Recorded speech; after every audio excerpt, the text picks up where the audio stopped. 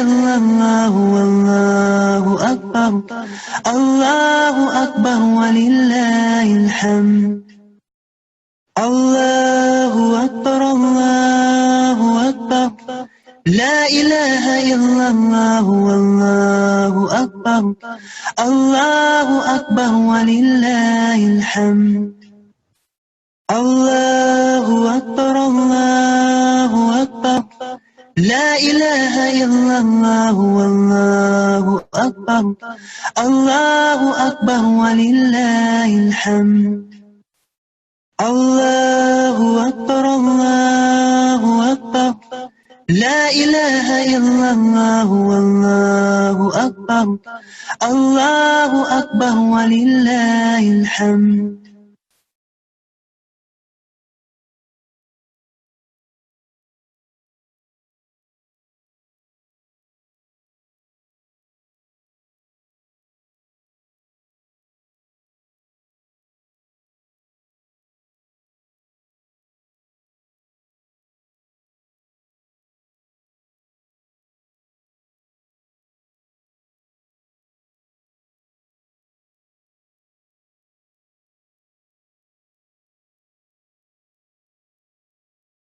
Assalamu alaikum warahmatullahi wabarakatuh. Do you all hear me?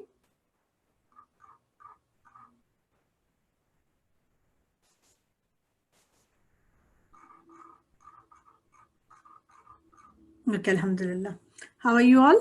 Nice to see you all, alhamdulillah. Nice to be here, back to class.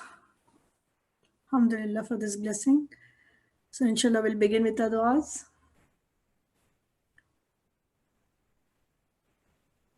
Is everybody ready? Okay. So inshallah today we'll, let me start the du'as and then I'll tell you the schedule. نحمده ونصلي على رسوله الكريم أما بعد فأعوذ بالله من الشيطان الرجيم بسم الله الرحمن الرحيم رب اشرح لي صدري ويسر لي أمري واحلل عقدة من لساني يفقه قولي ربنا زدنا علما اللهم فقهنا في الدين اللهم فقهنا في الدين آمين يا رب العالمين. So اللهم لك الحمد كله لك الشكر كله. So inshallah with this we will today try to finish our last lesson. Okay, the recording Sister Sabah will start in a minute and we'll try to finish our last lesson, and then after that we'll do a quick recap of that lesson, and after that we'll start with the Tajweed. Sounds good? So then we are at least following the schedule. Then we start with the Tajweed of the new lesson and then we follow up with translation and Tafseer. Okay. Jazakallah khairan, barakallah fikum. So let's start, Sister Sabah. We can continue from where we stopped last week. So kindly open your Tafseer notes. We'll start from ayah 87, inshallah. Barakallah fikum. Assalamu alaikum wa rahmatullahi wa barakatuh.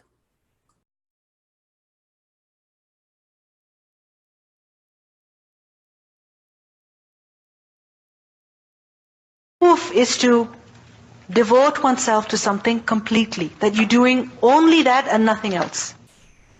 You devote yourself completely to something that you're doing only that and nothing else. But there's also the element of clinging to something and not leaving it, and it gives a meaning of devotion, worship. All right? So i'tikaf is that when a person stays in the masjid, he clings to the masjid. And what is he doing over there? Playing foosball? Like some people do? Talking and talking and talking in the night with all the friends who are hanging out at the masjid? No. Or playing basketball like some people do? No. I'tikaf is that you stay in the masjid, and what do? You worship Allah subhanahu wa ta'ala. While other people are in their homes, they are reading something, they are checking their email, they're talking to their family members, they are out and about. What are you doing? You are in the masjid only worshipping Allah subhanahu wa ta'ala. Alright? And worshipping Allah subhanahu wa ta'ala, what does that mean? That a person is praying salah, whether it is fard or nafil or sunnah. Okay? And he's reciting the Quran, he's making dua, he's doing dhikr. Okay? There are different ways of worshipping Allah subhanahu wa ta'ala. So he's engaged in that constantly. So where is i'tikaf done? My question to you is, where is i'tikaf done? In the masjid. When is it done? In the last 10 days of the month of Ramadan. Does it mean that a person is only in the masjid during the daytime? No. He's also supposed to be in the masjid in the night time. And he stays in the masjid. Can he go out? He can, but just to do something very important, urgent, quickly, and return to the masjid immediately. Okay? Not that a person goes home and takes a nap and showers and, has fun and then he comes back after some time. No. He's in the masjid mainly, and if for something he has to go to the parking lot to get something from his car, that's a different story, okay? So that's permissible. So anyway, now with regards to i'tikaf, Allah says, وَلَا تُبَاشِرُوهُنَّ, and do not have sexual relations with them. With who? With your wives. Meaning the husband and wife cannot have sexual relations. وَأَنْتُمْ, while you are عَاكِفُونَ فِي الْمَسَاجِدِ. عَاكِفُون, plural of عَاكِف, one who does i'tikaf. Ain kafa. فِي الْمَسَاجِدِ. Masajid is the plural of masjid, sin, jim, dal. So when you are doing i'tikaf in the masjid, then in the night you are not allowed to have any sexual relations with your spouse. You understand? Otherwise, in the month of Ramadan, can a person have sexual relations with the spouse in the nighttime? Yes, they can. But if a person is doing i'tikaf and he is in the masjid, then he's not going to take a break and go home and then come back. No, he's not allowed to do that. وَلَا تُبَاشِرُوهُنَّ وَأَنْتُمْ عَاكِفُونَ فِي الْمَسَاجِدِ. And this also proves that i'tikaf is where? Fil masajid. It's not anywhere else. And al-masajid means all masajid, any masjid. It doesn't have to be Masjid al-Haram. It doesn't have to be Masjid al-Nabawi. It can even be the Jami masjid of your city or any masjid. Okay? As long as the arrangements are made, then you can do i'tikaf over there. Allah subhanahu wa ta'ala says, تِلْكَ حُدُودُ اللَّهِ. Tilka, that, hududullah, they are the limits, they are the boundaries that have been set by who? Allah subhanahu wa ta'ala. فَلَا تَقْرَبُوهَا, so don't go near them. Hudud is a plural of had, had al-dal. And had is a limit. What is had? A limit. And hudud dar, hudud of the dar, of the house, what are they? The boundary wall of the house. Okay? And over here, for example, in your backyard, okay, you have a fence, correct? That fence, what does it do? What's the purpose of that fence? To separate your yard from your neighbor's yard, right? That means that if your neighbors are playing in their backyard, they should not come to your backyard. They should not come to your lot. They should stay in their lot. So that fence is like a boundary, right? Is a boundary. Likewise, some factories, some buildings, some houses are such that they actually have a boundary wall outside. And you see a sign, no trespassing, right? That you're not allowed to come in, okay?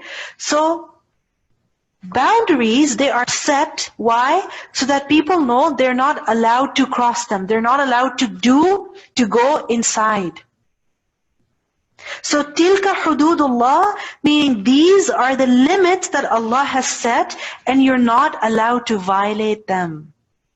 Meaning what is inside the limits is something that is prohibited. Something that you're not allowed to do, the don'ts. And you're not going to approach them. You're not going to indulge in them. There is a fence that has been put around and you're not going to trespass. And sometimes it happens that a boundary wall is put wide because what is inside is dangerous. It's not safe. People should not go there. Right? So for example, a construction zone, there is a boundary wall around so that people just don't wander over there. They don't accidentally even end up over there. Why? Because if they end up, they could actually get harmed. I remember once we were in Makkah, we had gone for Hajj, and there was a building that was being constructed, and it was dug deep inside. You could imagine if a tall building is being constructed, how deep the ground would be dug from before. So anyway, and there was a boundary wall, and there was a yellow tape as well, caution. That don't come close here, because if you do, you could get hurt. You could actually fall. And then, after a few days, they saw something white, deep down, and they checked. It was actually a person who had fallen in his ihram. So anyway, he died in Makkah, in the state of ihram, in the days of Hajj. So that is indeed a very blessed thing. But I was thinking at that time that if there is a tape, caution, it's written. Warning signs are there. There is a boundary wall as well. Then we should not go over there, right? We should not go over there because it's not safe. It is for our own benefit that boundary wall has been put. Likewise, there are some things that Allah subhanahu wa ta'ala has forbidden. Allah has not allowed for us that we should do them. And He has clearly told us about the rules. لا تباشروهن.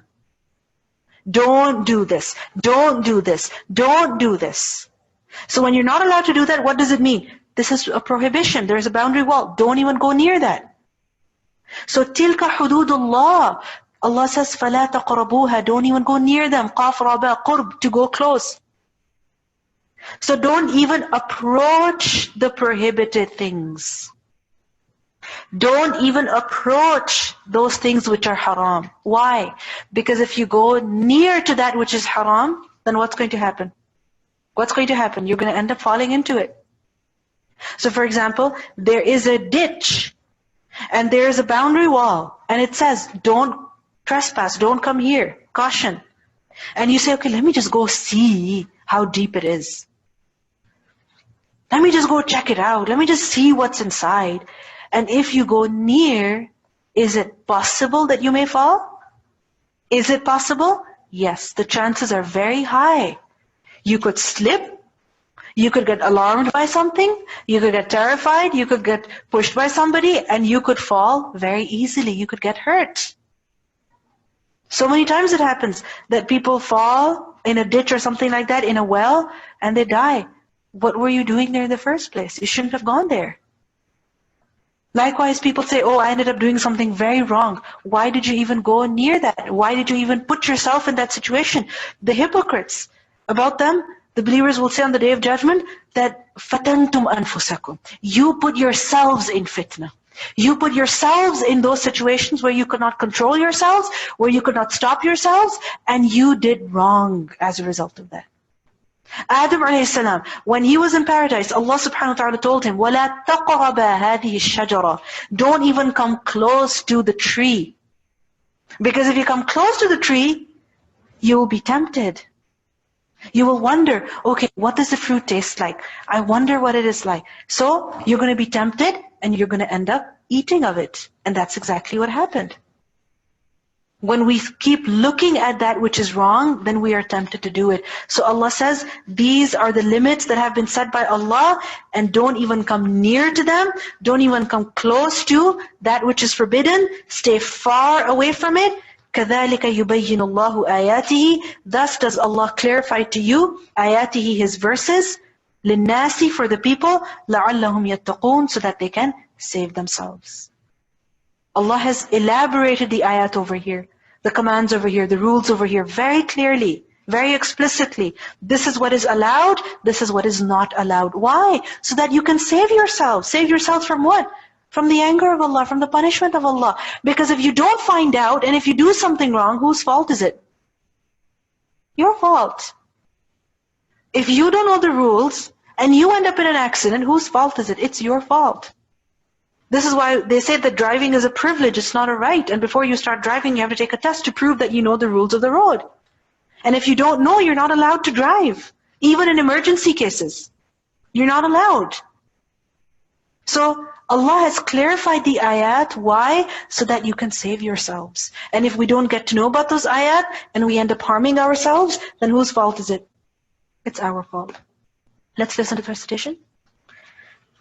أحل لكم ليلة الصيام الرفث إلى نسائكم هن لباس لكم وأنتم لباس لهن علم الله أنكم كنتم تختانون أنفسكم فتاب عليكم وعفى عنكم فالآن باشروهن وابتغوا ما كتب الله لكم وكلوا واشربوا حتى يتبين لكم الخيط الأبيض من الخيط الأسود من الفجر ثم أتموا الصيام إلى الليل ولا تباشروهن وأنتم عاكفون في المساجد تلك حدود الله فلا تقربوها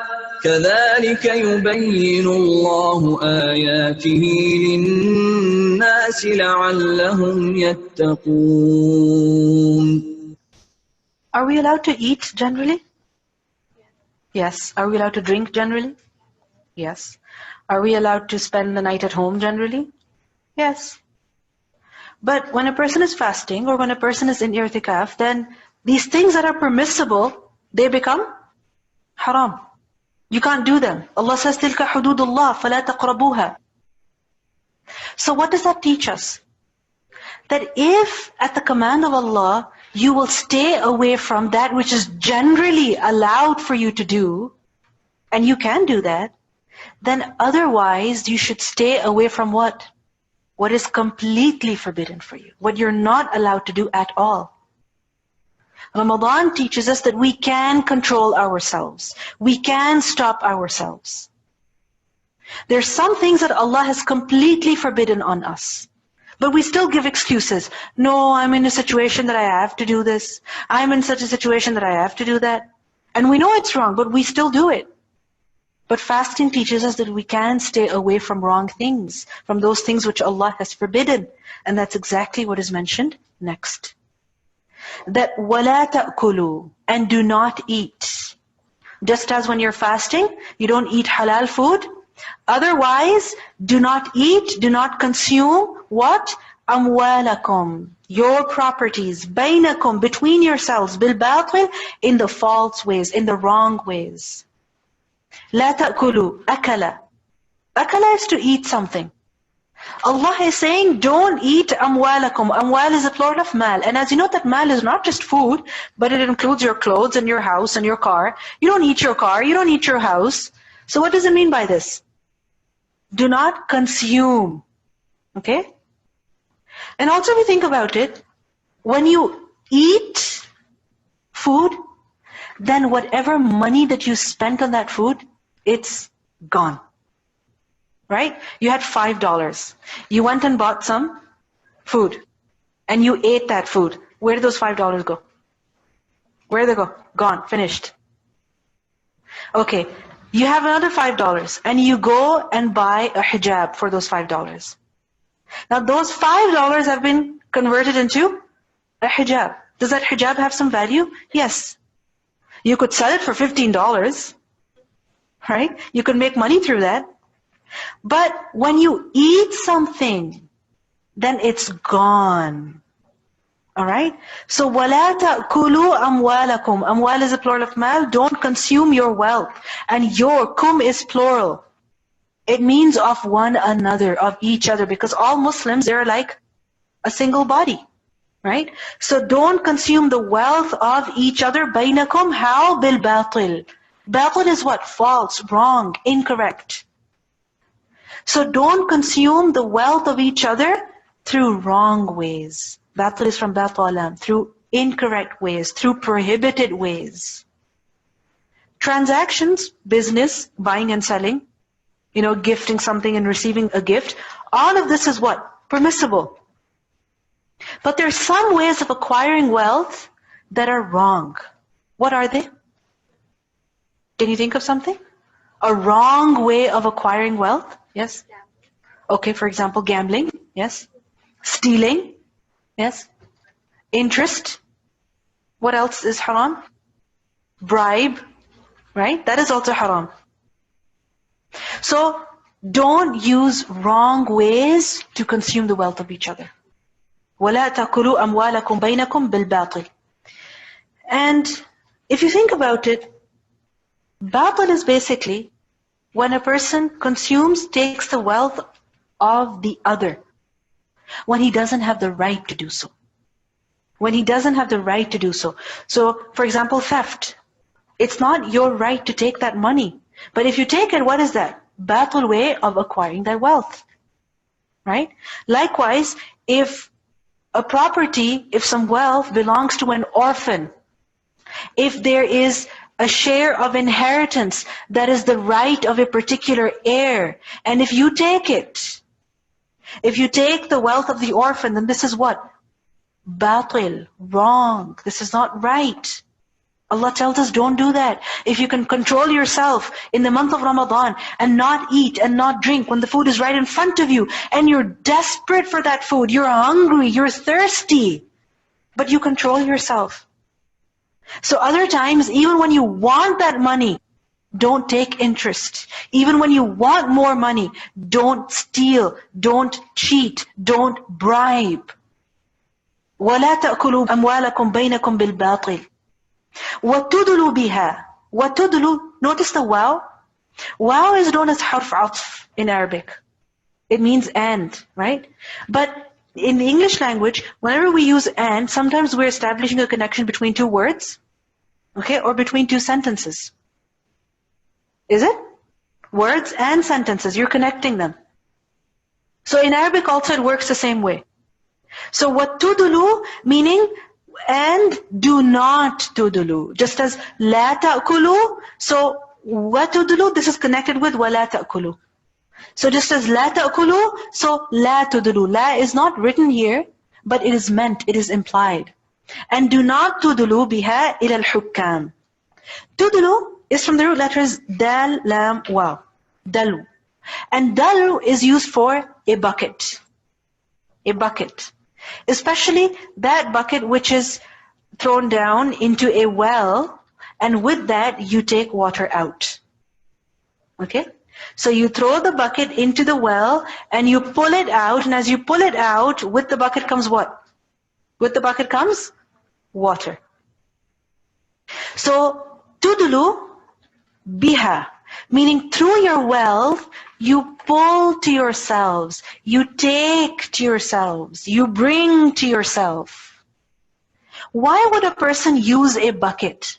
Because that water is inaccessible to him. Otherwise he cannot reach it. He cannot put his hand down or put a straw in, okay, and get that water out. So he has to use some means. Likewise, sometimes it happens that there is some property and you are not deserving of it.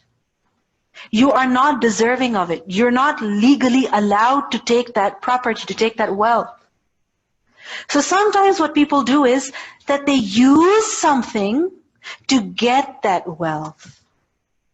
They use something to get that wealth. They use some trickery, some deceit, okay? Or sometimes they will bribe somebody, all right? And they will get that wealth. So Allah says, don't even do that. وَتُدُلُوا بِهَا إِلَى الْحُكَّامِ. إِلَى الْحُكَّامِ. Hukam is a plural of hakim. Hakim is someone who does hukum. And hukum is judgment, ruling. Judgment or ruling. So hakim, in other words, is who? A judge. Someone who makes judgments, a qadi. Okay? But hakim is not just a judge, but it also refers to someone who has authority, a figurehead, a ruler, someone who is powerful. So وَتُدْلُوا بِهَا إِلَى الْحُكَّامِ. What does it mean by this? That do not use your wealth, to get that wealth which is inaccessible to you, which you're not allowed to take. And how would you do that? By offering some of your wealth to who? To the hukam. This is, in other words, referring to bribe. That you bribe the judge, okay? You say, you know what, judge, I'll give you $50,000. Just make this decision in my favor, that the house that me and this person are fighting over, you say that it's my right. You give it to me. You give it to me and I'll give you 25% of the share. I'll give you 10% of the share. I'll give you $50,000. So don't use bribe.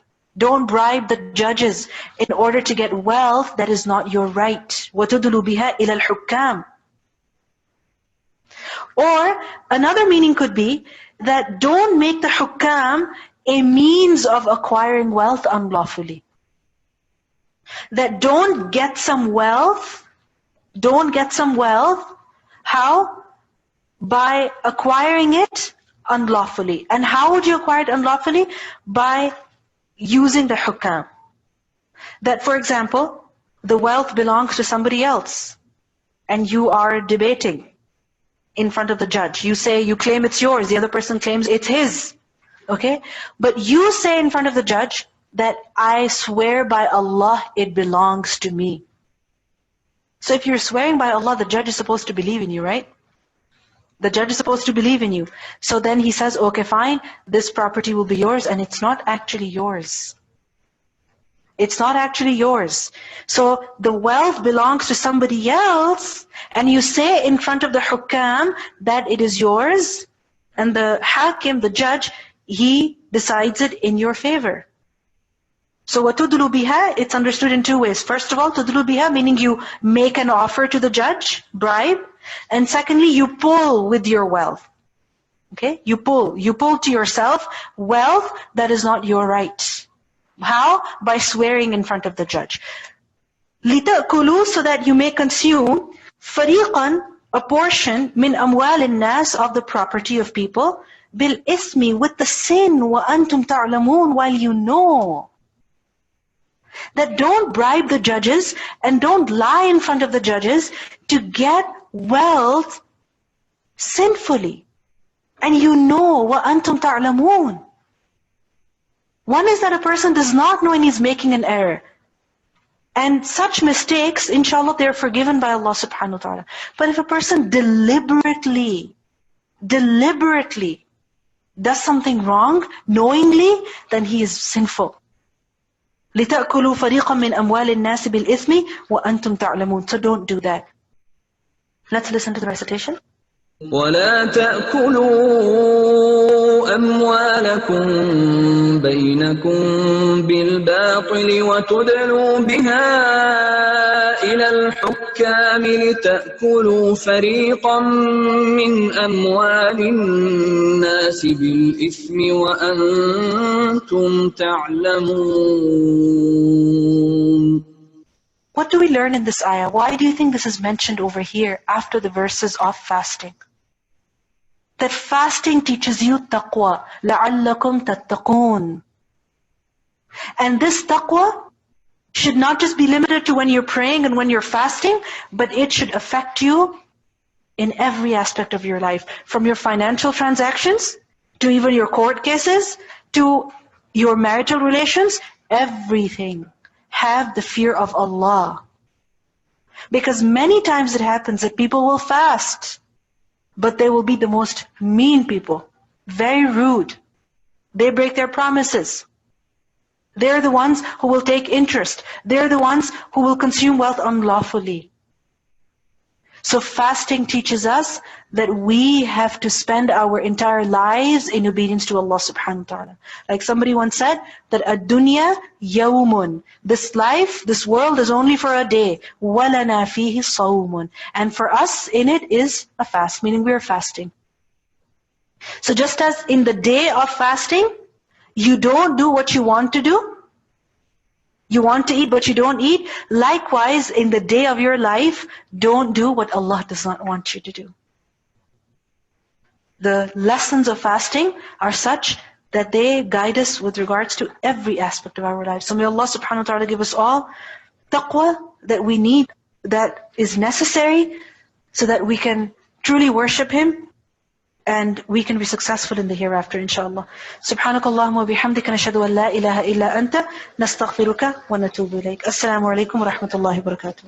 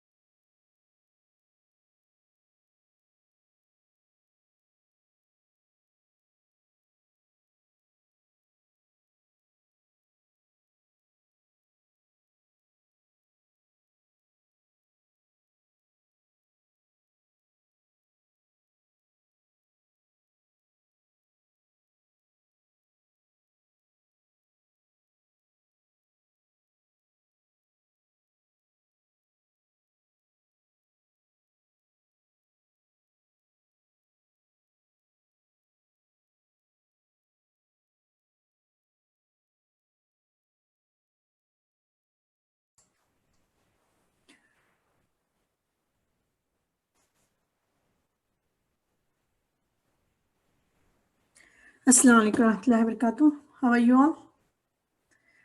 So alhamdulillah, we are done with Surah Al-Baqarah, ayah 183 to 188. Sorry about just starting abruptly because we just wanted to finish our Tafseer with Sister Taimiyyah. And before we try to understand, so how is the new website for you? Inshallah, we'll get used to it, right, Sister Shakila? First time everything is tough. Then once we get comfortable, then inshallah we'll get comfortable, alhamdulillah. So Sister Maymunah, second time when you logged in, I could see the mic in front of you. I think you went back again. So if you keep trying, when it asks, just say yes for the voice, inshallah, should be good. Try to help each other, try to help your colleagues, your group members. It should be okay, alhamdulillah. So we'll begin with our recap. A'udhu billahi minash shaitanir rajim. Bismillahir rahmanir rahim. Let's be quick over this. Hopefully you went over the tafsir notes last week. So let's inshallah try to go over, and then Sister Maymunah can begin today's lesson, inshallah. Okay, barakallahu fikum. Let's begin. A'udhu billahi minash shaitanir rajim. So when we see ayah 183, I'll just recite it to you so that it refreshes up. A'udhu billahi minash shaitanir rajim. Alhamdulillah, Maymunah. Ya ayyuhalladhina amanu kutiba alaykumus siyamu kama kutiba alal ladina min qablikum la'allakum tattaqun. So what is the wisdom behind this ayah? Why is this ayah? What do you think Allah subhanahu wa ta'ala mentioned it again? Yes, Amatullah, to attain taqwa also. What else you know from that ayah? What is it? What does this mean to you? Kutiba alaykum siyam kama kutiba alal ladina min qablikum. What is it trying to tell you? Yes, so it's not that you are the first ones. There have been people before you who have been commanded. So it was obligatory on them and is obligatory on you. So Allah SWT is comforting us by mentioning that fasting is nothing new, okay? So it's not just for you, it was obligatory for the people of the past. And then He's showing His mercy upon us so that we can adopt taqwa by fasting. Yes, both of the points, you got it, alhamdulillah. Yes, so both of the things you have to keep in mind. Let's move on to the next two ayahs. So what does fasting teach us in 83 and 84? What does it teach us? You said la'allakum tattaqun. Just like try to make them together. Try to put 183 and 184 together. You have your juz in front of you. Read the ayah 184 and see how do you relate those two.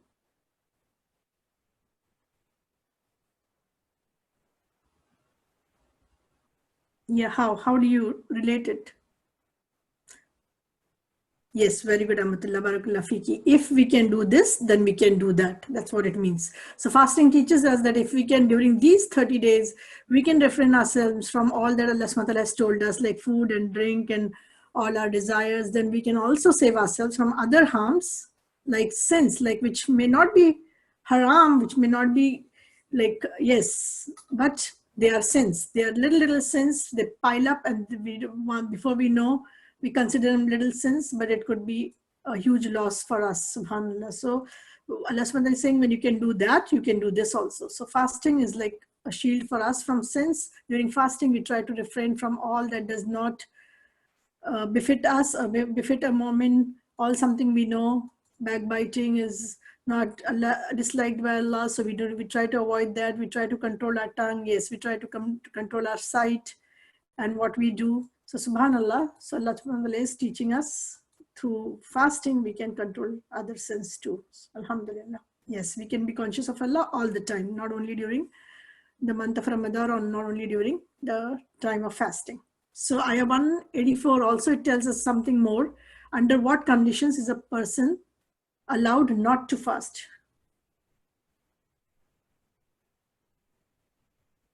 Yes, barakallahu fikum.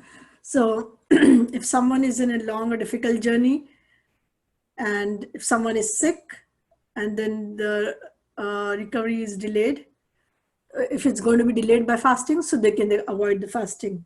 So what was the other thing is unpregnant women, of course, if they cannot Of course, we learned afterwards that Allah SWT said, Khairul lakum, if they can fast, better for you. Because, subhanAllah, even I learned something from this when I learned this ayah, because people back home, I don't know if it's culture or something, when you're going to have a baby, even if it's your 9-month, whatever month, or you're nursing, they will tell you, no, don't fast, don't fast. And subhanAllah, why not if we can? Because just imagine, you feel so out of link with Allah subhanahu wa ta'ala, right? This is the month of taqwa. This is the month where the reward is not going to be like any other month. And when the whole environment is fasting, the whole environment is so befitting for us also to fast. So if we can, alhamdulillah, that's nothing like fasting, because we don't even felt left out then, and we don't feel different from everybody. And mashallah, the connection with Allah in those days is different. We all can relate to it, right? So if we cannot, of course, there is a way we don't have to, but if we can, alhamdulillah, there's nothing like this. Imagine making up one day after Ramadan. Doesn't it become so heavy on us when no one else is fasting and we have to make up? And that time the atmosphere is like, alhamdulillah, everybody fasting, especially when there are winter days. Just imagine, we sleep, we wake up, we have suhoor, and then some of us, subhanallah, they don't even do anything until 11 or 12. We're just sleeping or doing nothing much. And then it's almost time for iftar. It's 5 o'clock or something. So it's not that much. We can easily do it if it is winter. And most of us do not have any issues unless there are really some serious issues that you cannot nurse or you cannot continue your fasting while you are pregnant. But alhamdulillah, most of us can, bi'iznillahi ta'ala. And then the other question I wanted to ask, so is it okay for somebody to say, okay, I don't feel like fasting, I'll just not fast? Is it okay? No. So it was allowed before, and then it was, what is that word said later on? I'll just give fasting, and then what happened to that ayah? It was abrogated. Very good, Amatullah, barakallah fiki. Naskh is called. Some ayahs, some allowances were there before, but after the commands of Allah, the new commands come, the old commands hold no value. They are abrogated, or they are naskh, they are called, means they are not valid anymore. So what is fidya for not fasting? What is the fidya? You know the term fidya. Fidya is to give, yes, sadaqah, or some amount. So what is the fidya? It is to feed a person each day with at least whatever standard food you eat. The person you yourself consume, that fixed amount you feed one person for each fasting day. So who has to give the fasting? Those person who cannot fast temporarily due to some travel or something, they have to give the fidya for the temporary period, and then they have to make up the fast. Or then if some person cannot fast at all because of some illness, some sickness, something keeping away, then they have to give fidya, and that should suffice for them. Yes, very good, Subhi. But in this case, you have to make up again. Until you make up, we don't know about tomorrow, so we have to first give the fidya and then make up. Yes, alhamdulillah. Barakallah fiki. Quran was revealed in Ramadan as in ayah 185. What does it say? What are the 2 words? So these are some of the questions of your assignments. When these things come, what will you write? If you write straight away from the ayah, that's the best for you to score full. So what does ayah 185 says? Quran was revealed as a guidance and clear signs. Barakallah fikum. Alhamdulillah. So that's what it is. So when you just write something like this straight away from the ayah, or even if you put the Arabic terms, huda, and then it suffices, alhamdulillah. So ayah 186, Allah subhanahu wa ta'ala guarantees in this ayah that He will respond to our dua. What are some ways our adiyah are accepted? Whatever we make dua, what are some ways that they're accepted? You know, when we ask for duas, there are different ways they're accepted, right? So can you name some? No, this is not the condition, Mubin. This is, what are some ways our duas are accepted?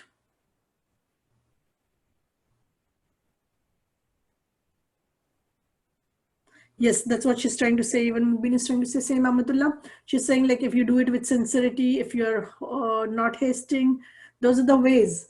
But yes, some are accepted immediately. That's one way. Other, yes, Nabila, they're kept for reward later on. Yes, third way, Sister Sarah, harm is taken away, and sometimes he delays it. That's all is strict. Yes, delayed. Yes, very good. Barakallah. Save for the later. Yeah, somebody had said reward for the hereafter, or sometimes it's just accepted later in the dunya also. So these are the 4 ways. Alhamdulillah, all of you answered them. Okay, what are some benefits of making dua? Yes, Ahmadullah, in Akhirah, and then Subhanallah, right now we cannot contemplate, we cannot imagine, but this is from the true words that everybody will wish that, oh Allah, how would it be that none of our duas are accepted in the dunya? All our duas were kept for the Akhirah, Subhanallah. Yes, so some benefits, yes, make us connect with Allah. And what else? It brings us closer to Allah, because who is the one who does not make dua? An arrogant person. So if we make dua, that means we are considering ourselves humble enough and we are making dua, which brings us closer to Allah subhanahu wa ta'ala.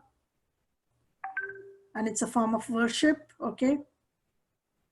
And all these things. Allah subhanahu wa ta'ala is very happy, right? He says, ask me, I'm just near you. I'm near to you, ask me. He wants you to ask. He does not want you to. He loves a person who spreads his hand and then he answers his dua. And then we know that it is a worship, essence of worship. And then any task we do is not perfect. It's only wastainu, other than we seek help from Allah subhanahu wa ta'ala. And then anything we do dua, even if it is not accepted, it comes with reward definitely. Yes. We will get tired, but Allah subhanahu wa ta'ala is more happy with the one who keeps asking. So we should also make time for dua. Alhamdulillah, He loves us to ask. He loves us that we ask of Him, because He is the King of the Kings, Malikul Mulk, right? So we have to ask the Lords of the Lord. So just imagine if we ask, and He will definitely give us in some form. We have to even remember that. Not in the form which we expect, because our wisdom is very small, our thinking and our intelligence, but it's according to His wisdom, which is better for His servant. He gives us, alhamdulillah. Yeah, I'll upload that, Amatullah. Just let's go get over it, inshallah. It will be uploaded. If you go back and see, I have uploaded some recap slides, and inshallah we'll try to update more. So what is the lesson from this ayah? Ayah 187, regarding comparing the relationship of the spouses, husband and wife, with one's clothing. Yes, Barakallah Fiki Aisha. So just like clothes, what do we wear from? What is the purpose? It's the same purpose of the spousal relationship. It covers us, it comforts us, beautifies us, it makes people respect us, it protects us. So all these things, just the way the clothing serves these purposes, the marriage also should serve these purposes between the pair, the husband and wife. And then clothing is just like part of our faith. Even this relationship is a part of our faith. It should help each other, beautify each other, and increase in the love of Allah. Okay, so these 2 ayahs, what is the connection of this 188 ayah to the previous ones on fasting? Why are these 2 connected? Can you think? Critical thinking, deep thinking now. The ayahs are in front of you, so not displayed here, subhanallah, but just be quick, inshallah. The ayah of fasting was in the beginning, 83 and 84 and 88. Can you connect it? La'allakum tattaqun, right? No one? Yeah, the taqwa is there, but what should taqwa? Just like how we learned over there, that when you can keep away in month of Ramadan while you're fasting from haram things, similarly, that is to do with the rights of Allah. So now, how fasting is rights of Allah, same with hukukul ibad. Yes. So after emphasizing the facts of how to adopt taqwa, la'allakum, so we fear Allah even in the matters of dealing with people. So it's not that just we are fearing Allah, we are praying 5 times a day and we are having a long, like the covering ourselves just like Allah wants us to everything, but also not just following Allah's command, but also refraining from his prohibition. So whatever He has prohibited, even to do with hukukul ibad, that also should change. Allah subhanahu wa ta'ala is commanding us not to consume other people's money and property unjustly. Yes, so just we have to always see our life as a moment is not just hukukul Allah, but it is hukukul ibad also. Both the things we are going to be questioned about. So how we deal with our things, like if it's anything, any little thing, if it's a red light, are we going, are we passing it just because nobody's watching? or because we know that Allah subhanahu wa ta'ala is watching me even if nobody is watching. So are we fearing, are we parking in the parking places rightly? Are we doing the right things? Are we using our job materials rightly? So this all is linked to controlling our nafs. During fasting, how we have taqwa, we control our nafs. So similar the way we need to control from things in our day-to-day lives, like we cannot steal other people's stuff, we cannot bribe, we cannot give false testimony. All this we do while we are fearing Allah, making pirated movies because we know that the person who made, he owns it and he has to get the benefit out of it. Similarly, return policies, mostly in these countries over here where we are allowed, subhanallah, to do this, we have this opportunity. The human tendency inclines towards misusing it. So subhanallah, we have to check ourselves. If we need it, we keep it. If we don't need it, we have used it. We have to ask ourselves, just because these people, the people are good and they don't ask you, they don't care, we know Allah cares. We are replicable to Allah. So inshallah, we keep all these things in mind while misusing others' properties, while cheating people with interest, with riba, just taking more than they need, or even like while paying, if we are employing somebody, how much we are paying. It's not that we get happy that we get somebody for less, but are we trying to give them what they deserve? So all these can be linked to unjustly wasting the wealth of others. Just because we are saving, we cannot waste others. Alhamdulillah. Jazakumullah khairan kaseera. You can take a quick stretch, stand up, and Sister Maymunah will take the mic and begin a new lesson, Ayah 189 onwards. Jazakumullah khairan kaseera. Assalamu alaikum wa rahmatullahi wa barakatuh. Yes, Subui, subhanallah. When he's allowing, that's fine, Subui, but only if we are trying to do trick, that's something that we know that we're not tricking anybody, we're not tricking them, we're not tricking Allah, but we are tricking ourselves, subhanallah. And it's only our loss, so we have to remember that all the time. Alhamdulillah, jazakumullah khairan kaseera. Assalamu alaikum wa rahmatullahi wa barakatuh. Sister Sabah, you can give the mic to Sister Maymunah.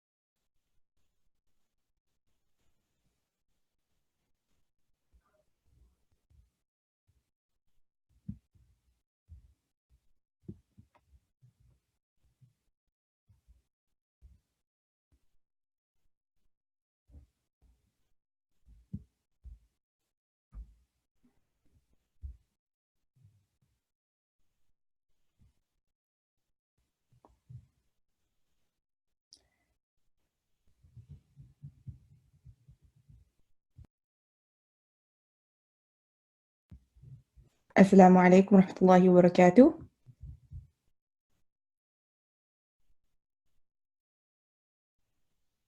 Is everyone able to hear me now? Yes, alhamdulillah. Okay, let's go and get started. أعوذ بالله من الشيطان الرجيم. بسم الله الرحمن الرحيم. رب اشرح لي صدري ويسر لي أمري واحلل عقدة من لساني يفقهوا قولي. So a reminder, so our third Tajweed quiz is going to open today, and then you'll have 1 week to attempt it as always. And it's going to be from all the rules that are on the third study guide. And then the quiz is going to close on October 28th, inshallah. Does anybody have any questions about that?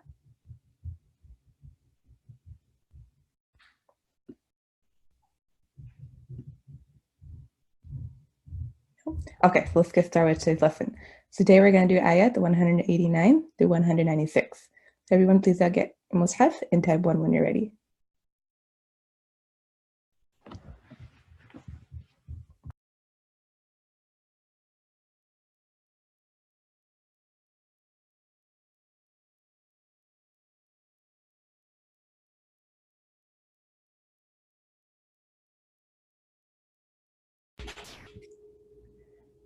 Repeat after me.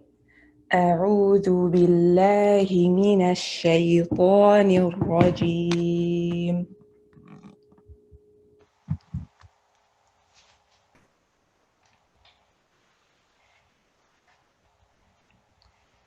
بسم الله الرحمن الرحيم.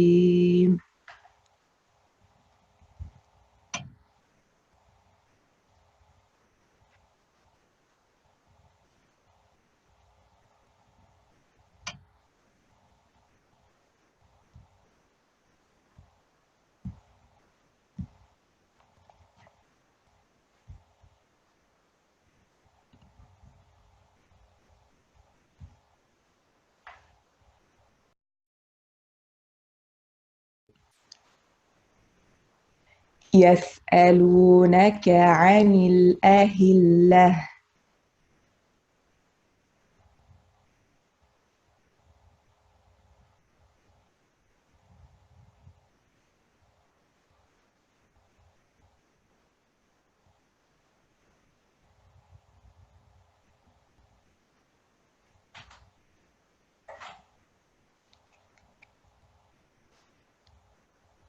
قل هي مواقيت للناس والحج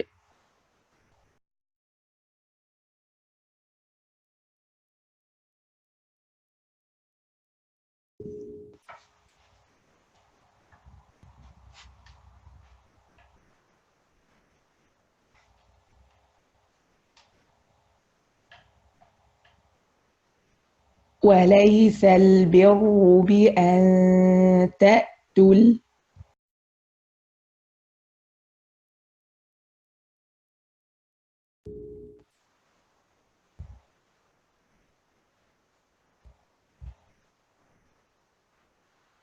البيوت من ظهورها ولكن البر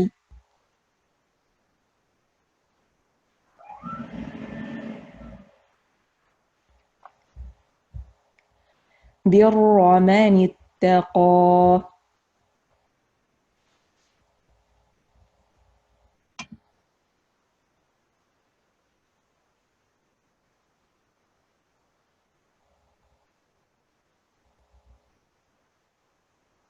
وأتوا البيوت من أبوابها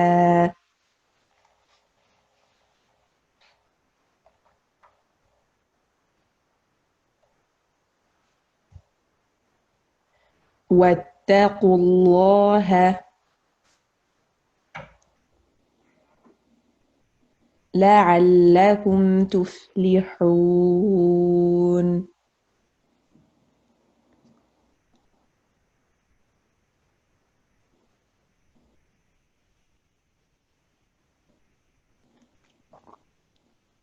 وقاتلوا في سبيل الله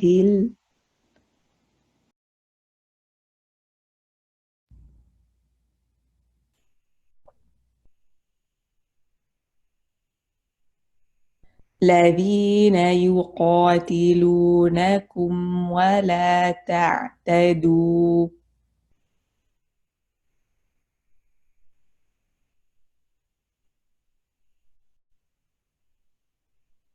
إن الله لا يحب المعتدين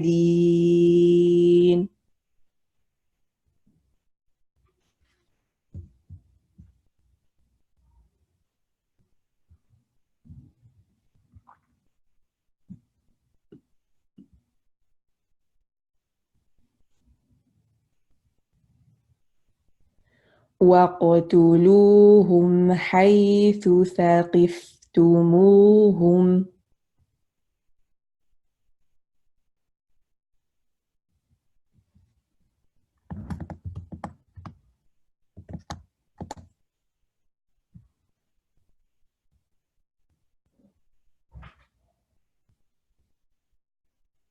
وأخرجوهم من حيث أخرجوكم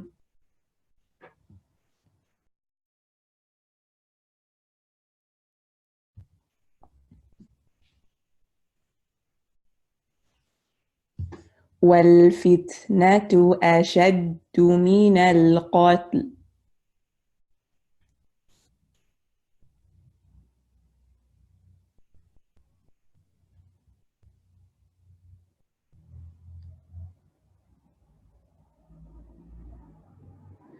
ولا تقاتلوهم عند المسجد الحرام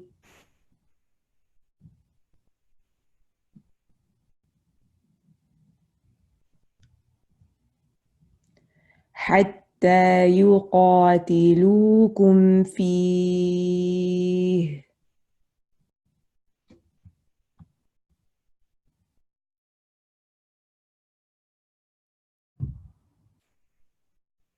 فإن قاتلوكم فاقتلوهم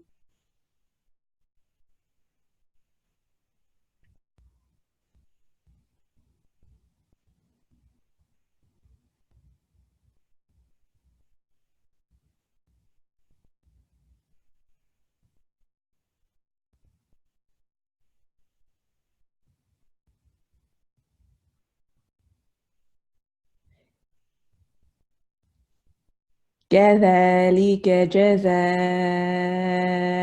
الكافرين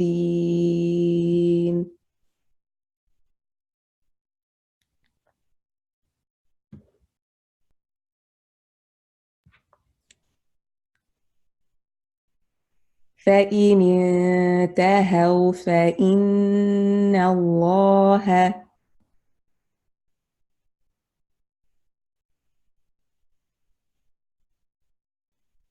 غفور رحيم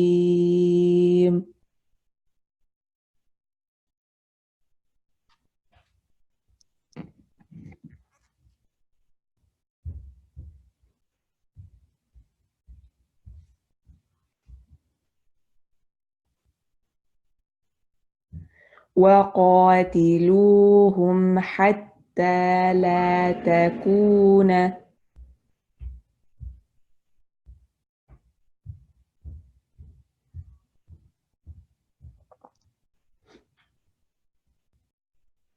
فتنة ويكون الدين لله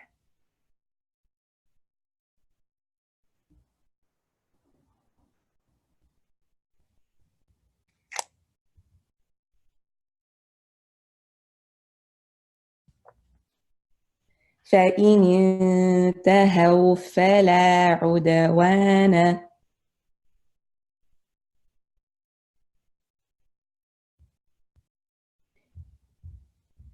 إلا على الظالمين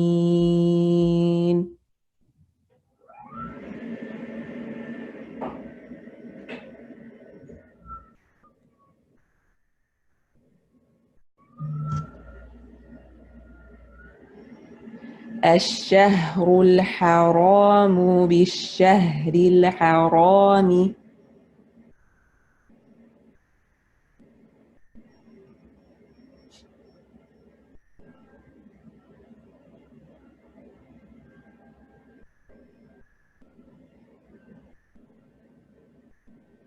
والحرمات قصاص.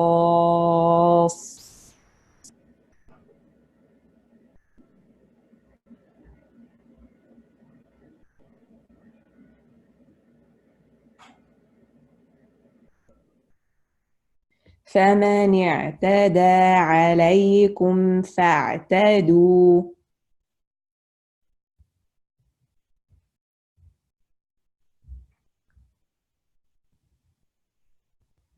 عليه بمثل ما اعتدى عليكم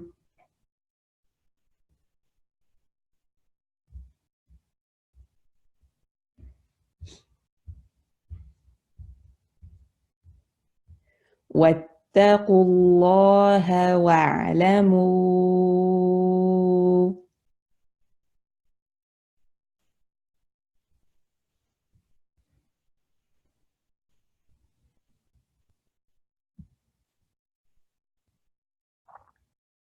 أن الله مع المتقين.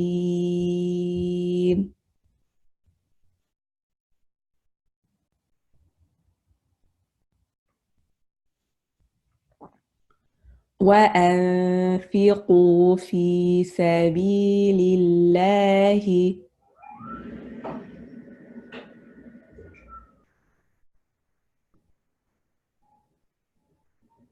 ولا تلقوا بأيديكم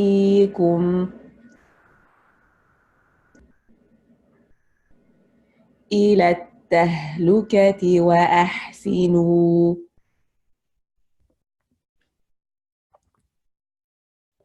إن الله يحب المحسنين.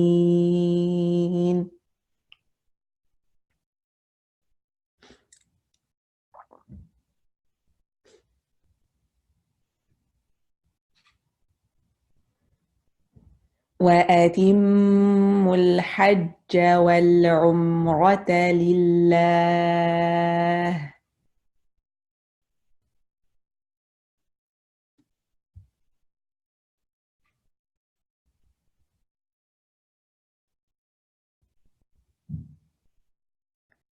فإن أحصرتم فما استيسر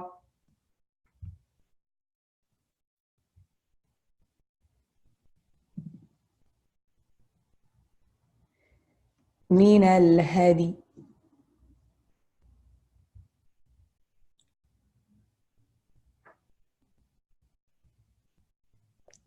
ولا تحلقوا رؤوسكم حتى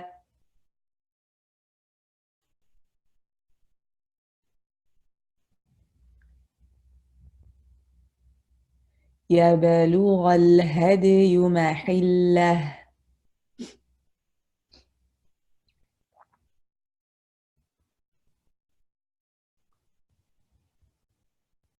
فمن كان منكم مريضا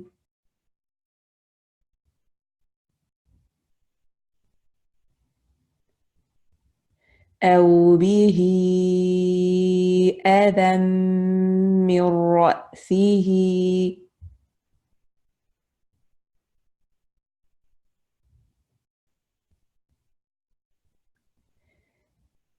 ففدية من صيام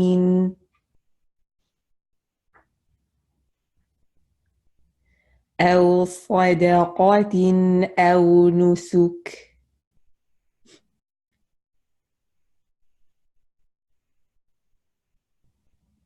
فإذا أمنتم فمن تمتع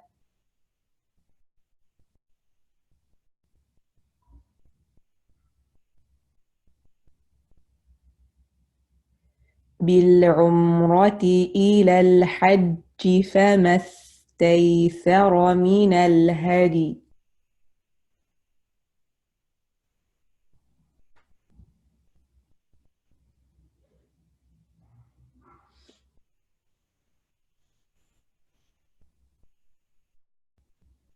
فمن لم يجد فصيام 3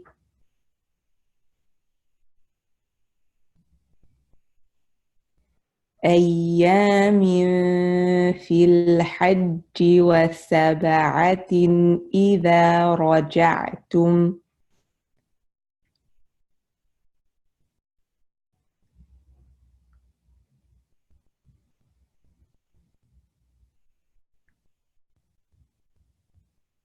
تلك 10 كاملة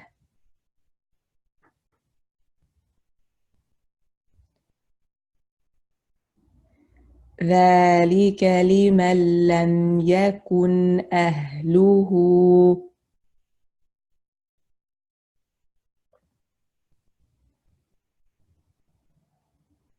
حاضر المسجد الحرام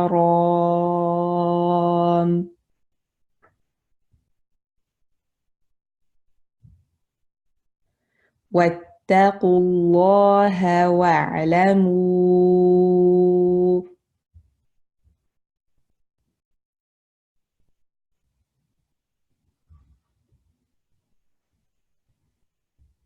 أن الله شديد العقاب.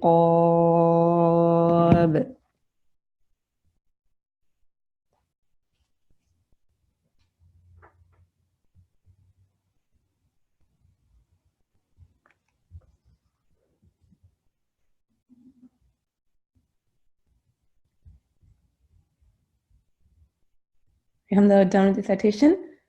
So now let's move to the Tajweed rules. Is everyone ready to start?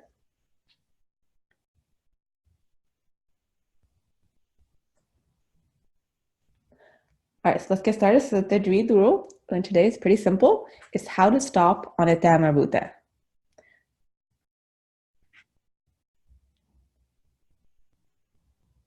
So a ta marbuta is around ta here.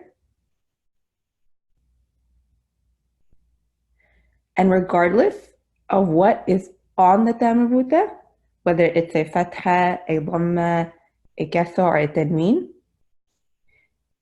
then if you're stopping, what you're going to do is you're going to change the ta marbuta into a ha with a sukoon on it.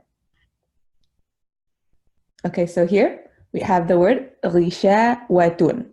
So it ends with a ta marbuta. And if we are going to stop on the word ghishawatun, what we're going to do is we're going to change the ta into a ha, and then we're going to put a sukoon on the ha, and when we stop, it will sound like ghisha wah. Ghisha wah. Again, this is only if the ta is a ta marbuta, so the round ta. Let's look at the next one here.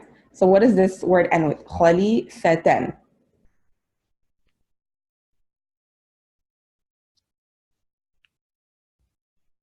It ends with the same ta marbuta. And what's on the ta marbuta? The fatha, dhamma, tanween, what is it?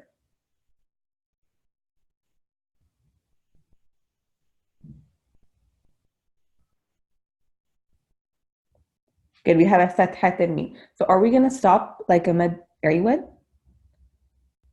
Are we going to stretch it 2 counts when we're stopping? Like we learned earlier?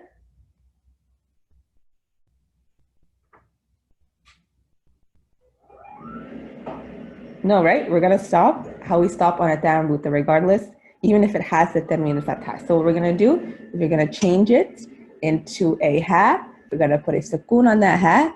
And when we're stopping on the word khalifatan, we're going to stop at khalifah. Good, yes, stop like a ha second there. Khalifah. All right, and same thing here. This ta marbuta has a tanween kasra. It doesn't matter what's on the ta marbuta, we're going to change the ta into a ha. We're going to put a sukoon, and we're going to stop like that. So biquwwah. Biquwwah. Good. Inshallah. And same thing here. We have another ta marbuta with a tanween fatha. So all we're going to do, we're just going to change the marbuta to a ha. We're going to put a sukoon, and then we stop in the word ummatan. We're going to stop like ummah, ummah. Yes, good job. All right, does anybody have any questions on this rule?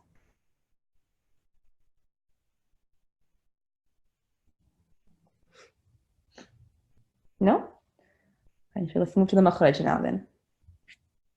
So today we're going to be doing the letter tha. The tip of the tongue.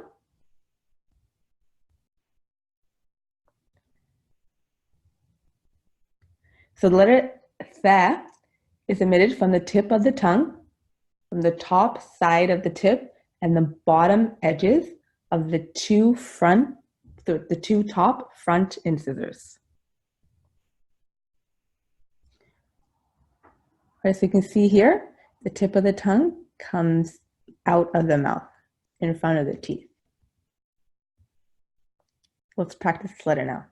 So when we say the letter tha, the one with 3 dots with a fatha, what you're going to do is you're going to stick out the tip of your tongue. You're going to blow out air and you're going to say tha, tha. And you want the letter to be light. You don't want it to be fall, but keep your tongue flat and light. Tha, tha. You don't want to say sa. Make sure the tip of your tongue comes out. It sticks out. Tha. And next one with the kasra, the same thing. Stick your tongue out and keep it light and say fi, fi, fi. And the air should blow out. Fi, fi. The next one here, you have a dhamma, surround your lips all the way, and again, the tip of your tongue should come out. Thu, air should flow out. Thu, thu, thu, thu.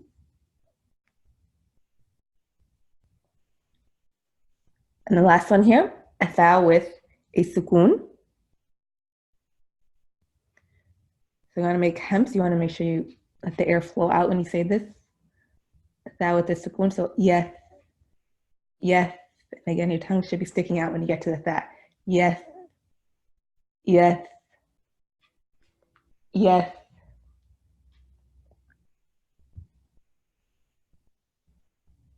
Okay, now let's practice it in different words.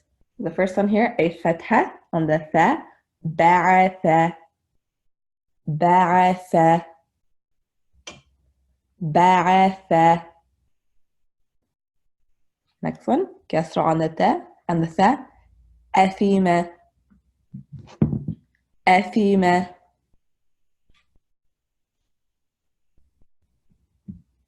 athima.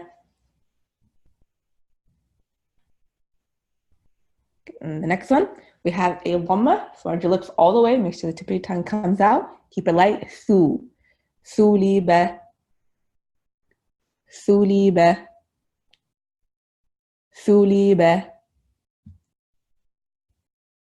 Last one, with a sukoon. To the hams. F, F, qala, F, qala, F, qala, F, qala. Does anybody have any questions about the letter tha?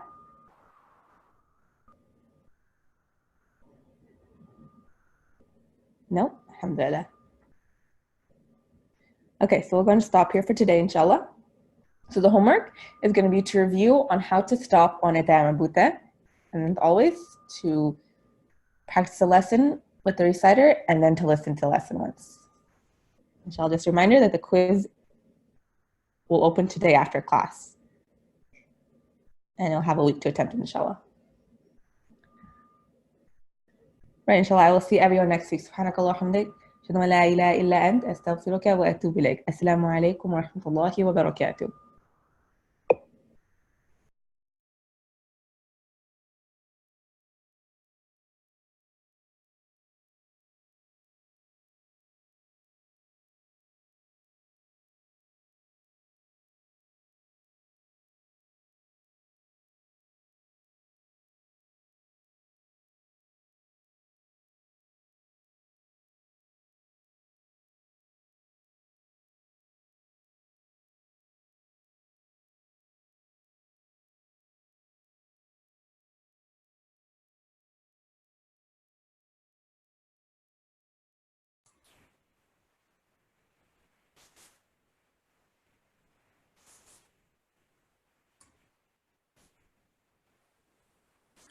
Assalamu alaikum warahmatullahi wabarakatuh. So alhamdulillah, we are done with our Tajweed. We'll start with translation. Surah Al-Baqarah 189 to 196. So type 1 when you're ready. With your blue juice to take down notes, and Sister Sabah will start inshallah.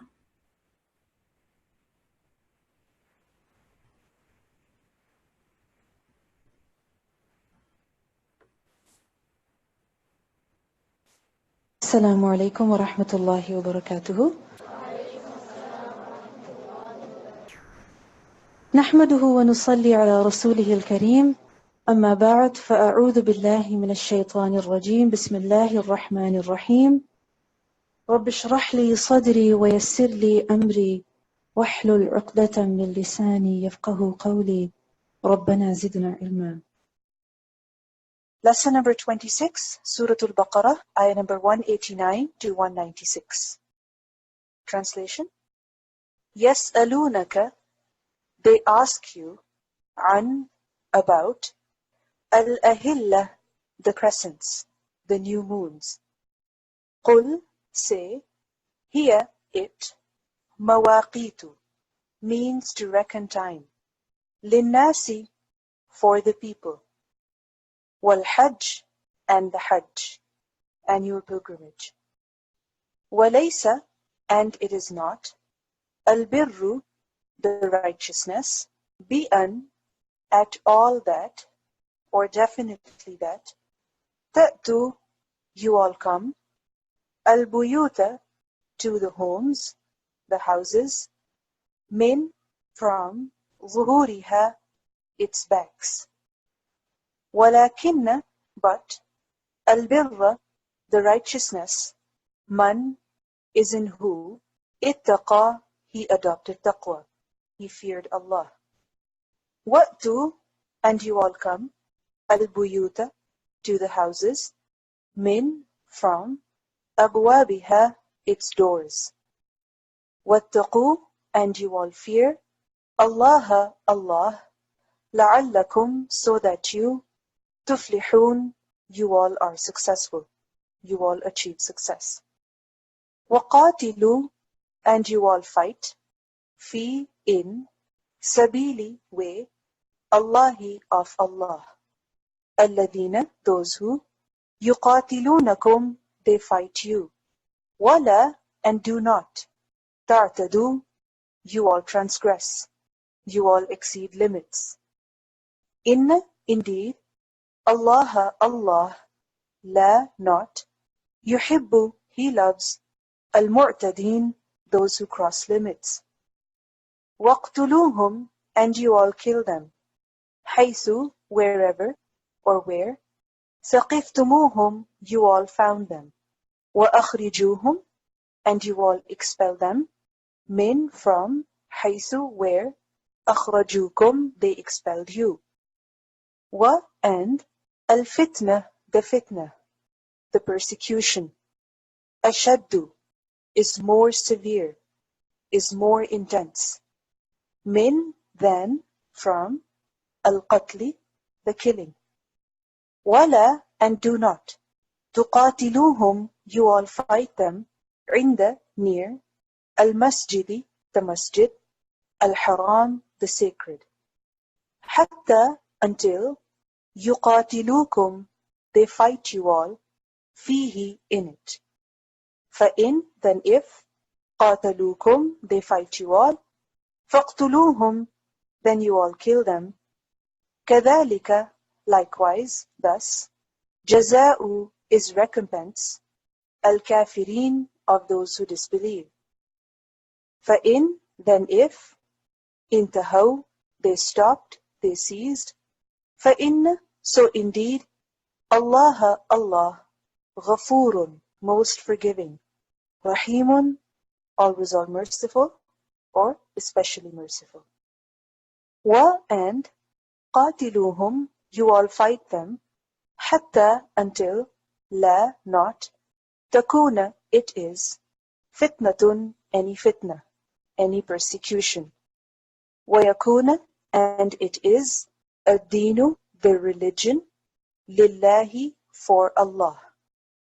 فَإِن, then if, انتهوا, they stopped, فَلَا, so not, عُدْوَانَ, any hostility, any transgression, إِلَّا, except, عَلَى, against, الظَّالِمِينَ, those who do wrong, those who are unjust. الشهر, the month. الحرام, the sacred. بالشهر, with the month or for the month. الحرام, the sacred. Wa, and. الحرمات, two meanings. First of all, prohibitions. Secondly, sanctities or sacred things. قصاص, or qisas, just retribution. فَمَنْ, so whoever, اعتدى, he transgressed, عليكم, against you all, فاعتدوا, then you all transgress, عليه, against him, بمثل, with like, ما, that, اعتدى, he transgressed, عليكم, against you all. واتقوا, and you all fear, Allah, Allah, wa'lamu, and you all know, anna, that indeed, Allah, Allah, ma'a, is with, al-muttaqeen, those who adopt taqwa. Wa, and, anfiqu, you all spend, fi, in, sabili, way, Allahi, of Allah. Wala, and do not, tulqu, you all throw, bi-aydikum, with your hands, ila, towards, at-tahluka, the destruction. Wa, and, ahsinu, you all do ihsan, do utmost good. Inna, indeed, Allah, Allah, yuhibbu, he loves, al-muhsinin, those who do ihsan, those who do utmost good. Wa atimmu, and you all complete, al-hajj, the hajj, the annual pilgrimage, wal-umrah, and the umrah, the minor pilgrimage. Lillahi, for Allah. فَإِن, then if, أُحْصِرْتُمْ, you all were prevented, فَمَا, then whatever, إِسْتَيْسَرَ, it was easily available, min, from, al-hadi, the offering, the sacrificial animal. وَلَا, and do not, تَحْلِقُوا, you all shave, رُؤُوسَكُمْ, your heads, حَتَّى, until, يَبْلُغَ, it reaches, al-hadiyu, the offering, the sacrificial animal, مَحِلَّهُ, its place, or its destination. فَمَنْ, so whoever, كَانَ, he was, مِنْكُمْ, from among you all, مَرِيضًا, ill, أو, or, bihi, with him, أذًا, any ailment, أذًا, any ailment. Min, from, رأسه, his head. فَفِدْيَةٌ, then a fidya, a ransom, a compensation. Min, from, صِيَامٍ, fasting. أو, or, صَدَقَةٍ, a sadaqah, a charity. أو, or, nusuk, a sacrifice. فَإِذَا, then when, أَمِنْتُمْ, you all were secure. فَمَنْ, then whoever, تَمَتَّعَ, he took advantage, he took benefit, بِالْعُمْرَةِ, with the umrah, إِلَى, to, or till, al-hajj, the hajj. فَمَا, so whatever, إِسْتَيْسَرَ, it was easily available, min, from, al-hadi, the offering, the sacrificial animal. فَمَنْ, so whoever, lam, did not, yajid, he finds, فَصِيَامُ, then fasting. ثلاثة, 3, أيام, days, في, in, al-hajj, the hajj.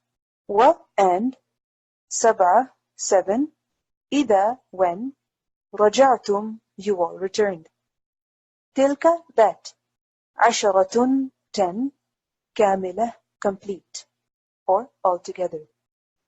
ذلك, that, liman, for who, lam, not, yakun, he is, ahluhu, his family, حاضري, ones who are present.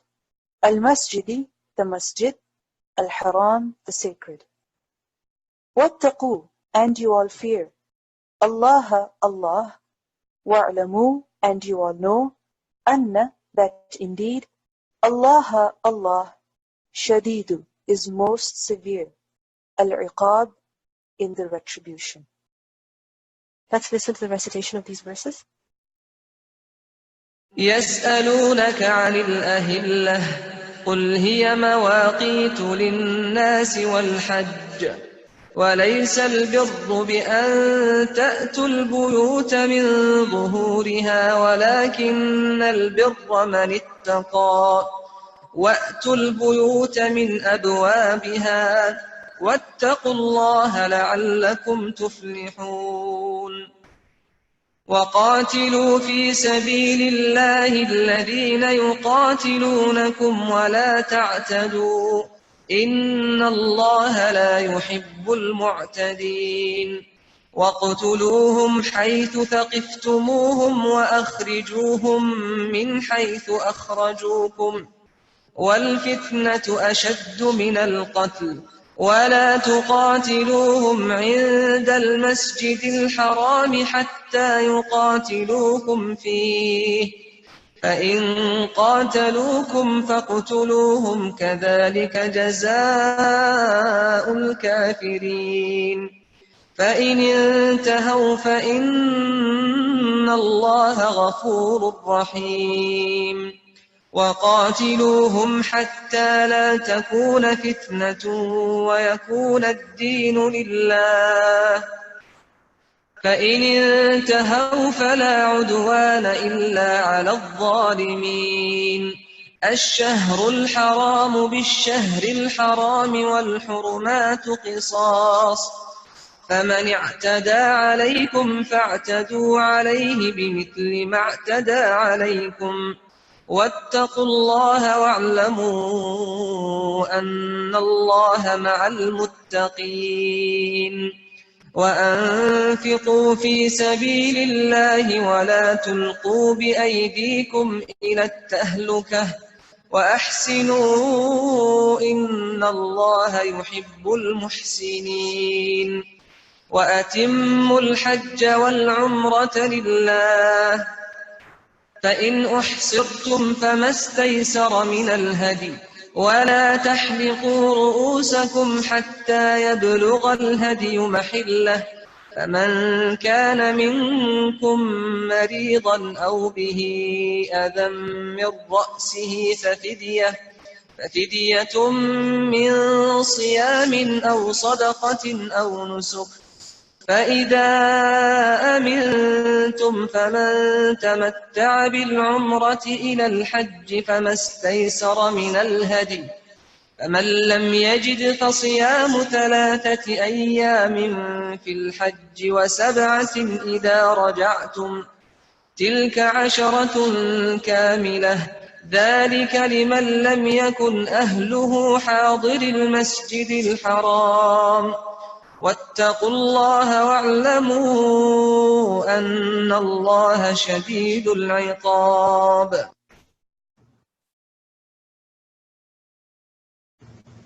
أعوذ بالله من الشيطان الرجيم. يسألونك عن الأهلة. They ask you about the new moons. Who asks who? The people, the Sahaba, the companions, they asked the Prophet sallallahu alaihi wasallam. This word يسألونك is from su'al, sin hamza lam. And as you know that su'al is to question, to ask. And a question is asked for many reasons. A person could ask a question to figure out how knowledgeable the other is. Likewise, a person could ask a question because he genuinely wants to know. He wants to increase in his knowledge, he wants to increase in his understanding. So a person could be sincere in his question and another could be insincere in his question. And this word يَسْأَلُونَكَ, we will read this many times in the Quran. And it refers to the Sahaba, the companions, asking the Prophet ﷺ. And this shows how eager the companions were to learn, to develop understanding in religion, because they wanted to make sure that whatever they were doing it right. And they understood the matters of religion to the best of their ability. So this is the reason why they asked the Prophet ﷺ many questions. So يَسْأَلُونَكَ, they ask you عَنِ الْأَهِلَّةِ, about the new moons. Al-Ahillah is the plural of hilal. And what is the hilal? The crescent, the new moon. From the root letters ha, lam, lam. All of you must be familiar with how the moon works. That initially it's a crescent, very fine, very thin, and as the days go by, as the month increases, then what happens? The size of the moon also increases until the middle of the month when the 3 white days come. Then what happens? Then the moon is full, and then after that again it begins to shrink until it completely goes away. So the people, the Sahaba, they ask you about the new moons. And what does the word hilal literally mean? Hilal is from istihlal, and istihlal is raf'u sawt, to raise one's voice. And from the same root is istahalla al-mawlud, that when the child who is born raises his voice, meaning if a child cries when he is born, then what does that mean? That he is alive, right? And if a child does not cry, it does not make any sound, then what does it mean? That it's a stillbirth, the child is dead. So istahalla al-mawlud. And the moon is called hilal. Why? The crescent especially is called hilal. Why? Because when the crescent is seen, then the people raise their voices, meaning they make the announcement that this is the beginning of the new month.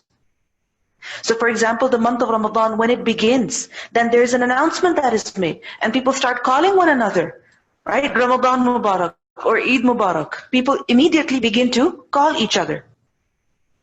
So this is the reason why hilal is called hilal.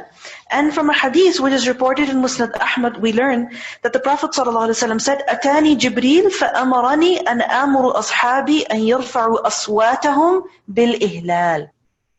That Jibreel came to me and he told me that I should tell my companions that they should raise their voices when they see the hilal, when they see the crescent. Meaning they should make the announcement, and especially if it's the months of Hajj and they intend to go for Hajj, then they should pronounce the talbiyah, right? They should say Allahu Akbar, right? So, يَسْأَلُونَكَ عَنِ الْأَهِلَّةِ, they ask you about the crescents, about the new moons. What was the question that they asked the Prophet ﷺ? What about the new moons did they ask?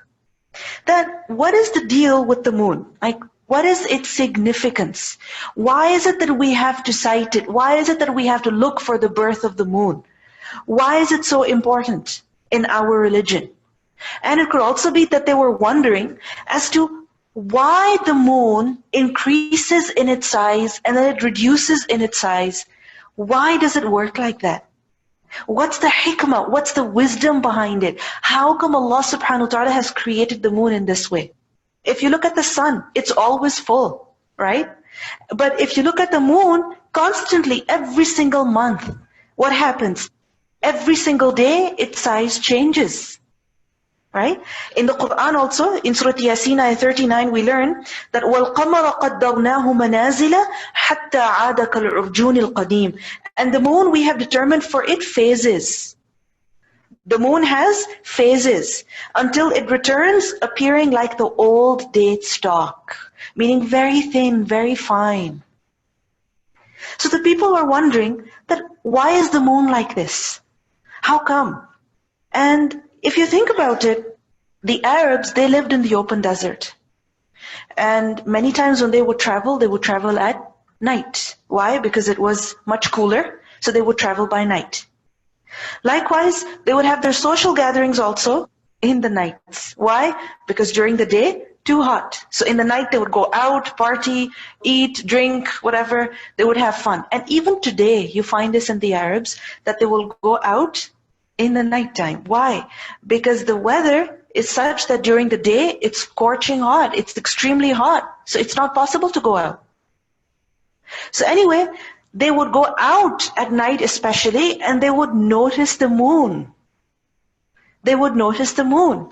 We live indoors. We spend our time indoors a little too much. And the only time we're concerned about the moon is when? When Ramadan comes and when Ramadan goes. That's it. Otherwise, we don't care about the moon generally. So the Sahaba, they were curious. They looked at, they reflected on the creation of Allah subhanahu wa ta'ala, and they wondered, what is the hikmah behind this? Why has Allah made the moon like this? So يَسْأَلُونَكَ عَنِ الْأَهِلَّةِ. And there is another reason why they asked. There were some superstitious beliefs amongst the Arabs concerning the moon, concerning the growth of the moon, concerning the full moon, or concerning the crescent. And it's not just that within the Arabs there were superstitious beliefs concerning the moon, but even today. Oh yeah, people have superstitious beliefs, not just in one society, but all over the world. Just Google this, superstitious beliefs about the moon, and you will find many articles on that. It's amazing. One of them is that people, what they would do is that if they wanted their money to grow, they wanted their money to increase. So when the new moon would rise, meaning the crescent, they would take a coin and they would put it in the direction of the moon in hopes that as the moon grows over the course of the month, their money will also grow over the course of the month. So people have weird kind of superstitious beliefs concerning the moon. So the Sahaba, they were simple, straightforward people. They wanted to make sure whatever they believed, whatever they did was right. So they went to the Prophet ﷺ and they asked that what is the deal with the moon? What is the hikmah behind that? So يَسْأَلُونَكَ عَنِ الْأَهِلَّةِ. Allah subhanahu wa ta'ala, He said, قُلْ, say to them, meaning tell the people that here it is, meaning the ahillah, the new moons, and here is the feminine of huwa. Why is the feminine being used? Because ahillah is plural. Okay? And for some plurals in the Arabic language, feminine pronouns are used.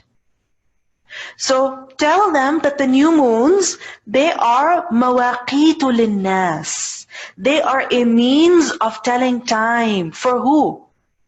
Linnas, for all people. And the word mawaqit is a plural of miqat. Miqat. And miqat is from the root letters waw, qaf, ta.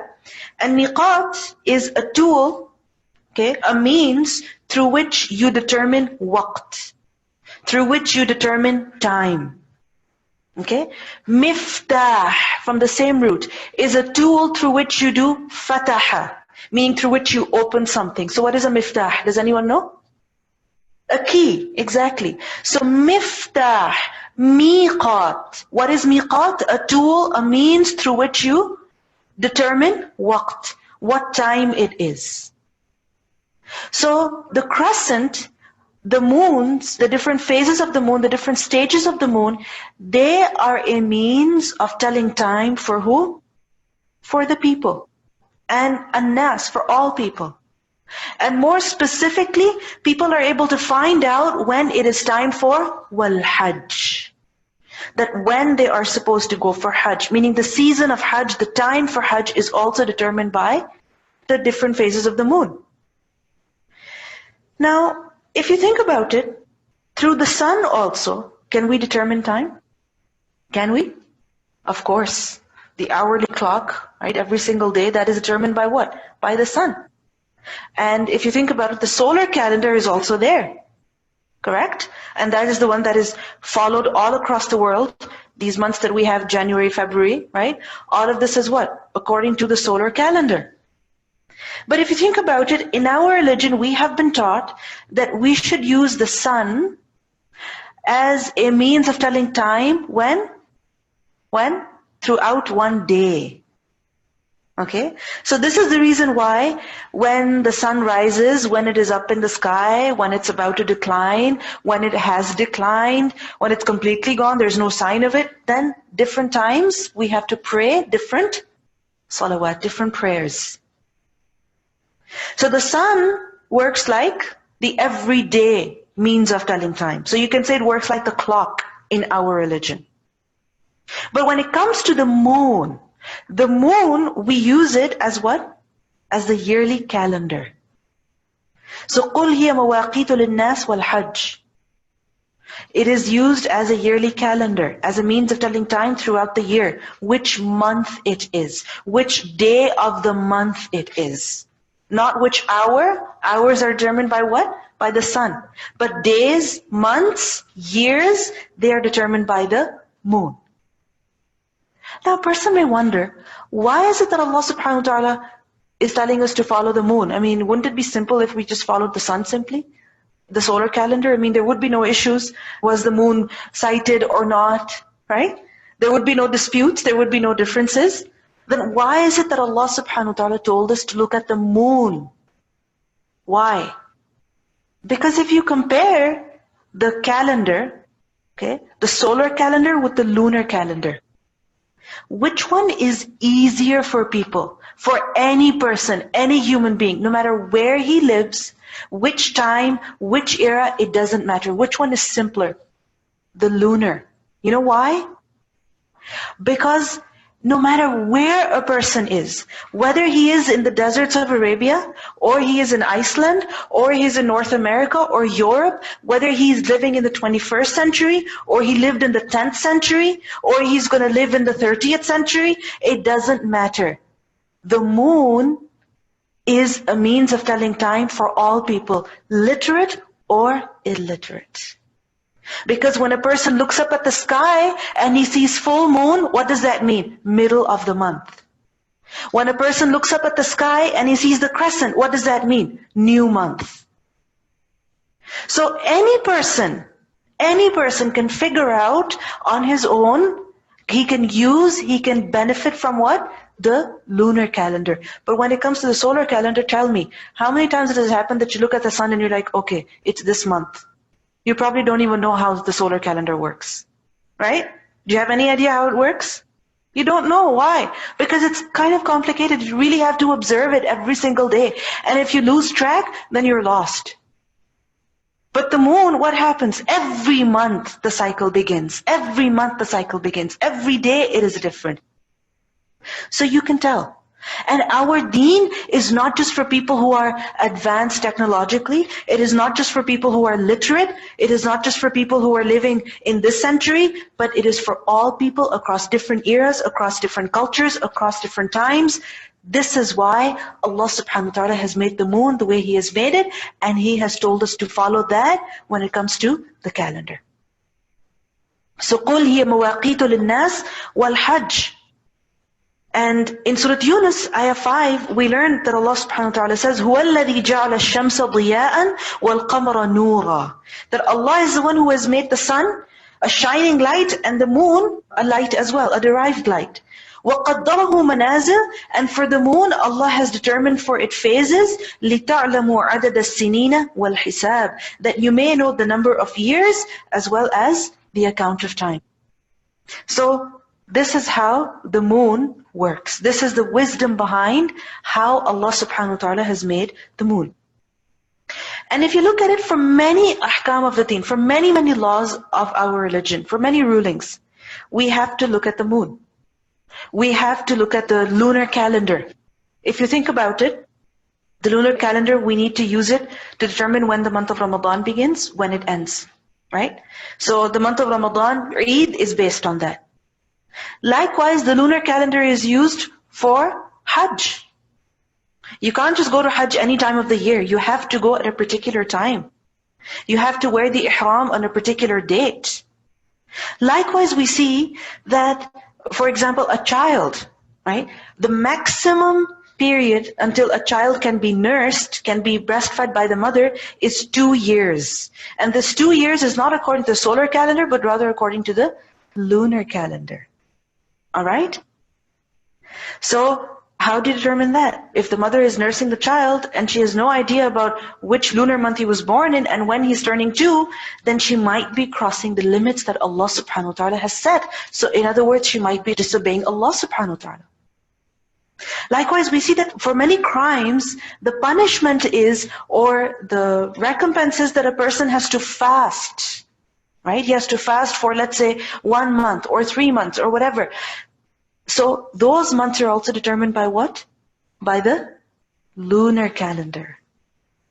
Likewise, iddah. The waiting period of who? Of a widow is what? 4 months and 10 days. And that is also determined by the lunar calendar. So the lunar calendar is very important to who? To the Muslims, because their ibadah, their worship is based on that. But Allah subhanahu wa ta'ala says over here, linnas, for all people. What does it show then? That it's not just of relevance to Muslims, but also non-Muslims. Even they benefit from the lunar calendar. And we see that people used it for a very long time, until eventually all people moved to the Gregorian calendar, right? And then it is followed everywhere, because now we know that the world is more like a global village. Everyone is connected to each other. So if people are following different calendars, then it affects them. But even then, people can use the lunar calendar even for their worldly affairs, not just their religious affairs, but even their worldly affairs. Now just imagine there's a farmer, okay? He has to sow his seeds, he has to harvest, or he has to do a particular thing on his fields. And he's not literate. He's not literate. And he cannot figure out which month it is, or which year it is, or which date it is by looking at the calendars, no matter how many are available to him. What is the most simple thing to do for him? Look up at the moon. The crescent, okay, the new month has begun. Now you may sow the seeds. Now the month has come to an end. Now you may do such and such. So people can use the lunar calendar for what? For religious matters as well as worldly matters. قُلْ هِيَ مَوَاقِيتُ لِلنَّاسِ. But more specifically, wal-hajj, and also hajj, meaning the months of hajj are determined by the moon. And I say months of hajj, although hajj is to be performed in only a few days, because there's a particular season of hajj. Do you know what the months of hajj are? There are 3 months of hajj. It begins from Shawwal all the way to Dhul Hijjah. Shawwal, Dhul Qa'dah, and Dhul Hijjah. These 3 months are known as the season of hajj. Why? Because this is the time when people prepare to go for hajj. And before, people wouldn't just take, a flight from wherever they're living all the way to Medina and then that's it. No, they would have to travel weeks in advance. So when would they leave? When would they set off? In Shawwal, right after the month of Ramadan. So wal-hajj. وَلَيْسَ الْبِرُّ, and it is not piety, بِأَن تَأْتُوا الْبُيُوتَ, that you all come to your houses, مِنْ ظُهُورِهَا, from their backs. Piety, righteousness, is not that you enter your houses, enter the homes, from where? From the back door. Ta'tu, from the root letters Hamzataya. And al-buyut is a plural of bayt, from the root letters bayata. And min zuhuriha, zuhur is a plural of zahr. And zahr is the back of something. And the back of the house, the back door. Okay? So piety is not that you enter your houses from the back door. What does it mean? This part of the ayah is basically negating a practice that was common amongst the Arabs, the pre-Islamic Arabs, meaning the Arabs of Jahiliyyah. Okay? And this is something that they had invented in their religion, and they thought that practicing this was extremely pious, extremely righteous. Now, what is it that they would do? When the time for Hajj came, because we're talking about Hajj, and the following ayat will also talk about Hajj. Okay? And previously we learned about Siyam. Now, Hajj. So the Arabs, what they would do is that when they would put on their ihram, and you know about Hajj, even if you haven't gone for Hajj, are you familiar with how Hajj is? That you have to wear the ihram, right? And when you are in the state of ihram, there are certain things that you cannot do. What are those things that you can't do? You cannot cut your hair, cut your nails, right? And there's other things as well that you cannot do until your Hajj is over. Alright? And Hajj is to be performed in the months of Hajj, not just any time of the year. And it has to be performed at certain places. Not that you pretend that there's a Kaaba in North America and you go there and you say, okay, let me go on, these mountains and run there. People are doing Sari on Safa Marwa, I'll do my Sari over here. No, you can't do that. It has to be a certain time and it has to be at certain places. So anyway, the mushrikeen, what they would do is, when they would put on the ihram for Hajj, okay, then they would think that we are very close to Allah subhanahu wa ta'ala now. Because we are in the state for the worship of Allah. And nothing at all should come between us and Allah. Nothing should come between us and Allah. So, this is why they would say, don't put anything on your head. Yes, the men are not allowed to cover their heads when it comes to ihram, but the mushrikeen would say, don't wear anything on your head and don't even pass from under anything, because nothing, not even a door frame, can come between you and Allah subhanahu wa ta'ala. And they thought that this was being very righteous. This was being very close to Allah subhanahu wa ta'ala, that not even a door frame, nothing at all should be above your head. And they thought that if they passed from under anything, their ihram would be nullified. So let's say a person, he left for Hajj, he's wearing his ihram and he's traveling and he needs to go into a building, into a house, whether it is his own house or it is a rest house or whatever it is, he had to go inside, whether it is to rest or to eat or to get something, then he wouldn't go from the door of the house. Why? Because if he's going from the door of the house, then there's something coming between him and his Lord. But they had to go inside somehow. So they said, okay, we'll go from the back of the house, because they didn't have doors or walls like we have in our houses. So they would go from the back side of the house, thinking that they would jump over the back wall or whatever, and then they would do whatever they had to do, and then they would go. Even now you will see, but if you're ever traveling from Makkah to Medina or such, and you stop in order to use the washrooms or something, you will see that they have these small places around which they have these small walls, okay, very small walls. And you can literally jump over them to go inside. And you can lie down over there, you can eat there, you can rest there. Okay, so likewise their houses were such that you could either jump over those tiny walls or you could go from the main door of the house. So what would they do? In their ihram, they're jumping over the walls. And they thought this was being very righteous. Nothing is between us and our Lord. But Allah subhanahu wa ta'ala says, وَلَيْسَ الْبِرُّ بِأَن تَأْتُوا الْبُيُوتَ مِنْ ظُهُورِهَا. This is not piety. This is not righteousness. Righteousness is not in imposing difficulty on yourselves. Righteousness is not in inventing things in the religion and holding on to them, thinking that you're being very pious. No, no, this is not piety. وَلَكِنَّ الْبِرُّ. But the piety, true virtue, is of who? It is of the person who? مَنِ اتَّقَى. Is of the one who fears Allah. Hajj should teach us taqwa. Just as Ramadan, fasting teaches us taqwa, Hajj also teaches us taqwa. How? That when a person is fasting, when he wants to eat, drink, he's reminded, no, Allah is watching me, I can't do that right now. Likewise, when a person is in the state of ihram, he wants to fight, he wants to argue, he wants to cut his nails, no, Allah is watching me, I can't do that right now. And a person might think, cutting nails, like, what does that have to do with piety, with righteousness, with worship? Because it's a very small thing, but it's a very personal thing. And we're supposed to start fearing Allah in our personal affairs. So anyway, وَلَكِنَّ الْبِرُّ مَنِ اتَّقَى. True piety is of the one who fears Allah. And it doesn't make sense that a person is fighting with people, harming others, in ihram, in Hajj, but when it comes to entering a building, a house, he says, no, I'm not going to go through the door, I'm going to go from the back door. It doesn't make any sense. True piety is of the one who fears Allah.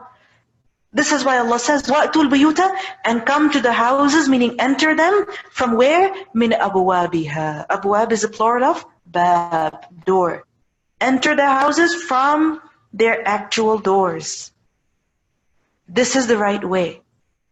Why وَأْتُوا الْبُيُوتَ مِنْ أَبْوَابِهَا? Because That is much easier. It makes more sense. It is more logical. And this is something that Allah has allowed for people. This difficulty has not been imposed by Allah on people that they should not go under anything. No. So وَأْتُوا الْبُيُوتَ مِنْ أَبْوَابِهَا. So what does it show? That true piety is in what? Is in holding on to, living by what Allah has ordained. Not in inventing things in religion, making the religion difficult for ourselves. وَأْتُوا الْبُيُوتَ مِنْ أَبْوَابِهَا.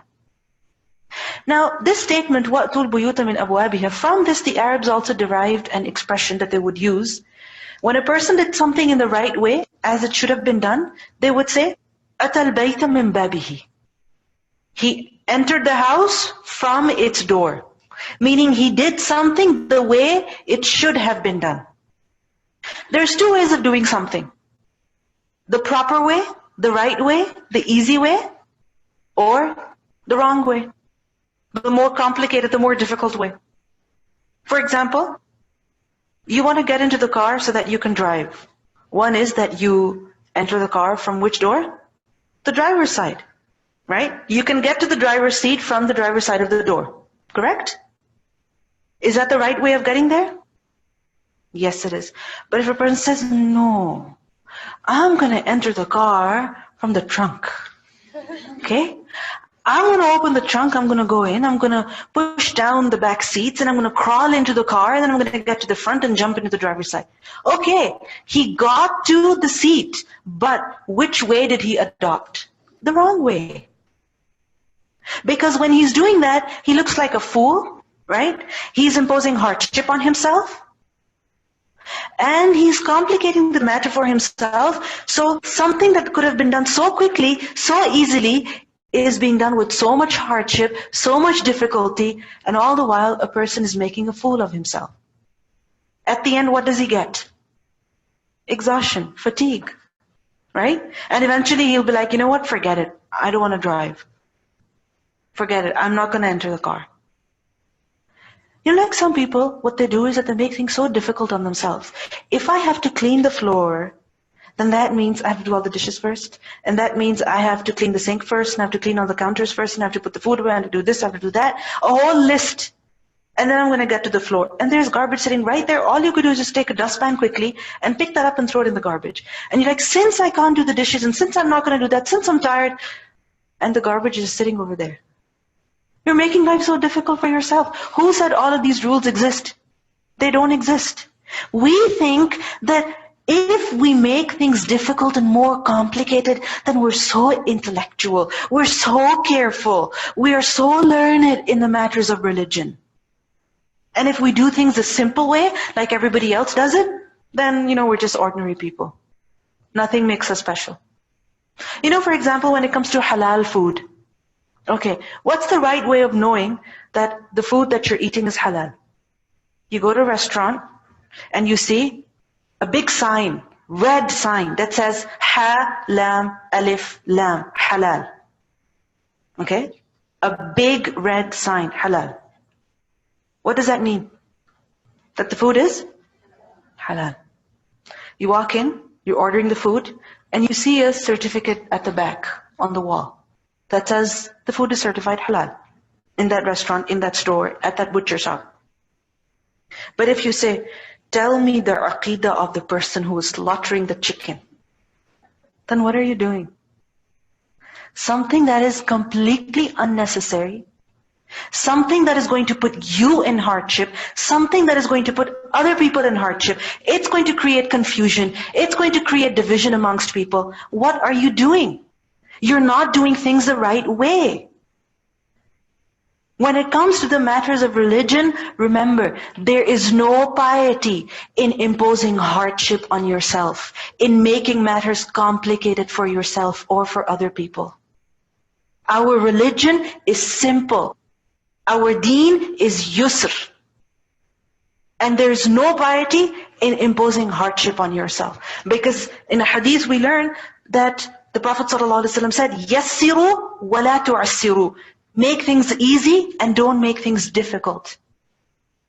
When a person makes things difficult, then he becomes sick of religion. He's like, I can't handle this anymore. I've had enough of this. That's what he says. Likewise, if you see a particular food product, you read the list of ingredients. It says, for example, for cheese or for any other product, it says some enzyme or something is mentioned, which you know is artificially created, is artificially made. Right? Or somebody has told you that it is artificially made. Then you don't have to call the company and ask, but was it made in a facility where rennet is used? Was it made in a facility where such and such product is used? You don't have to do that. People are very careful over here. They are. Because of all these allergies that exist today, people are extremely careful these days. So you don't have to make things difficult for yourself. Allah says, وَأْتُوا الْبُيُوتَ مِنْ أَبْوَابِهَا. Do things the right way, do things the proper way.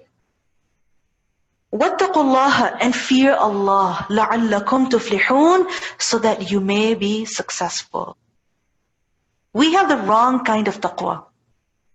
We think that if we complicate the matters for ourselves, that is taqwa. It's not taqwa. Taqwa is having fear of Allah and being conscious about what you're doing, being conscious in the way you are dealing with other people, being careful in what you're eating and what you're drinking.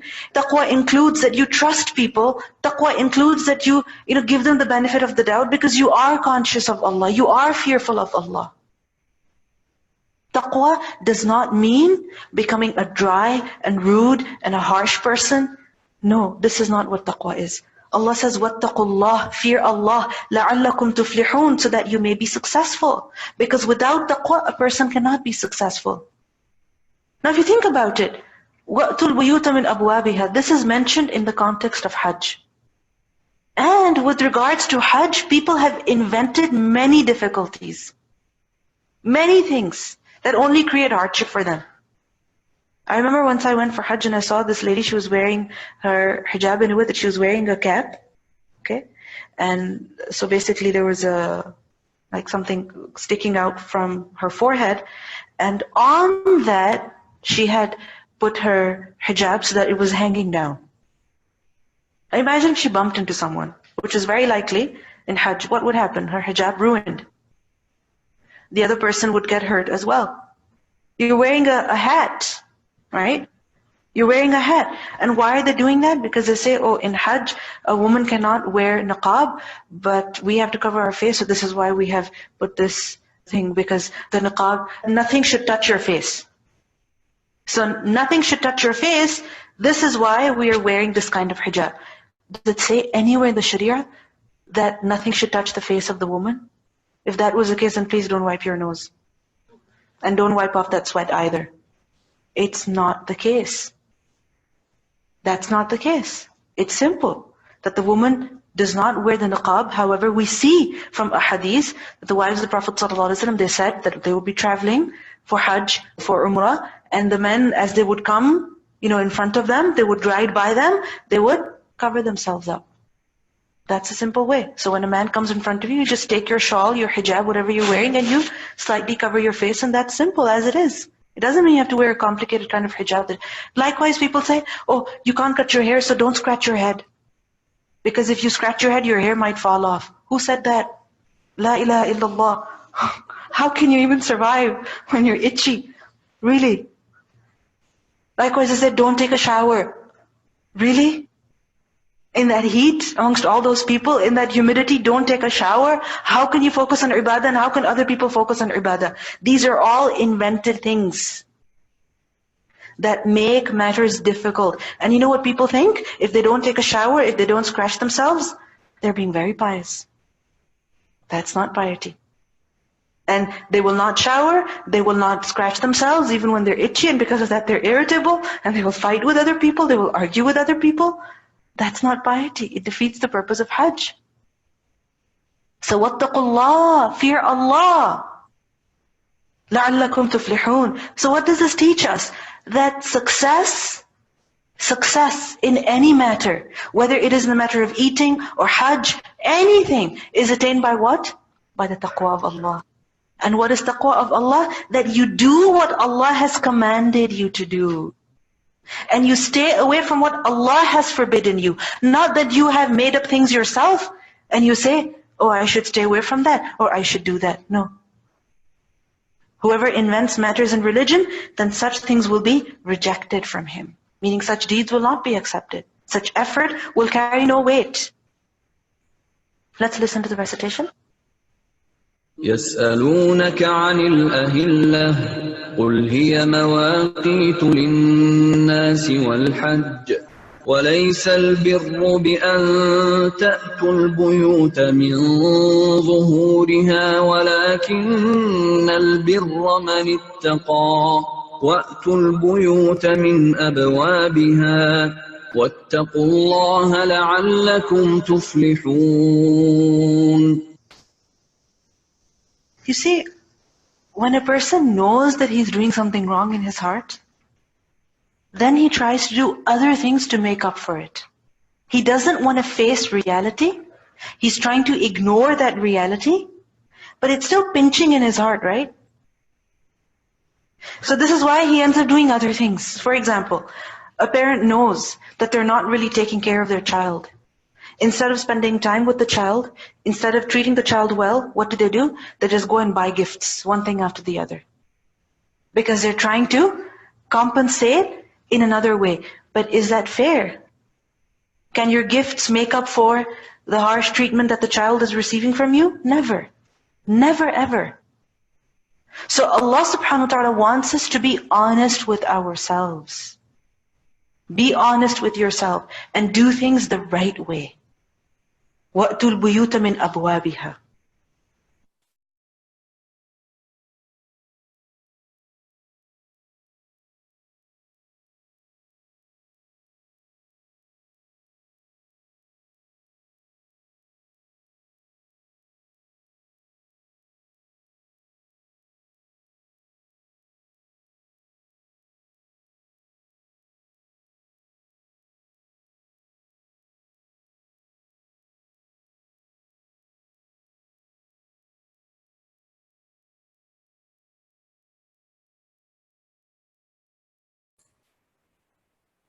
Assalamu alaikum warahmatullahi wabarakatuh.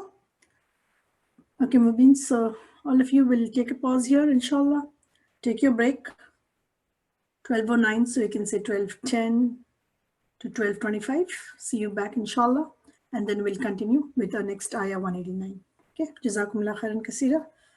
Assalamu alaikum warahmatullahi wabarakatuh.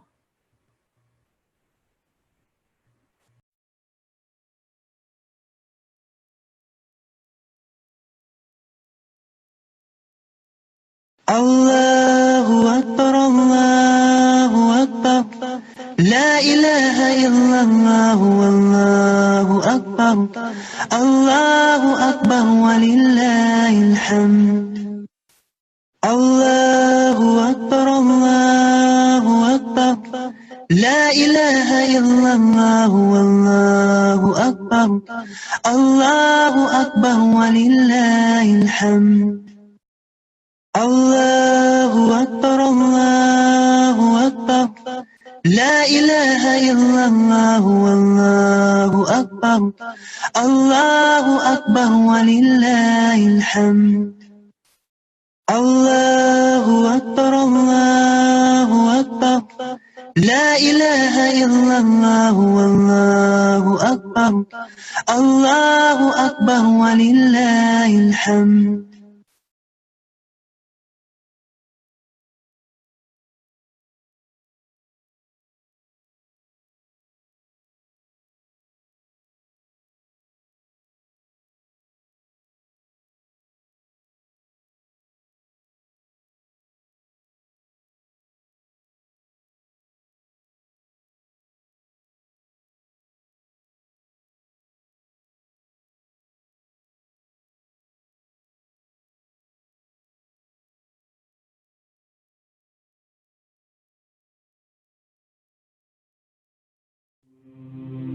نور في الظلمات أنسي في خلواتي يا سعدي وهنائي القرآن حياتي. نور ملأ القلب ففاض بحب كتاب الله.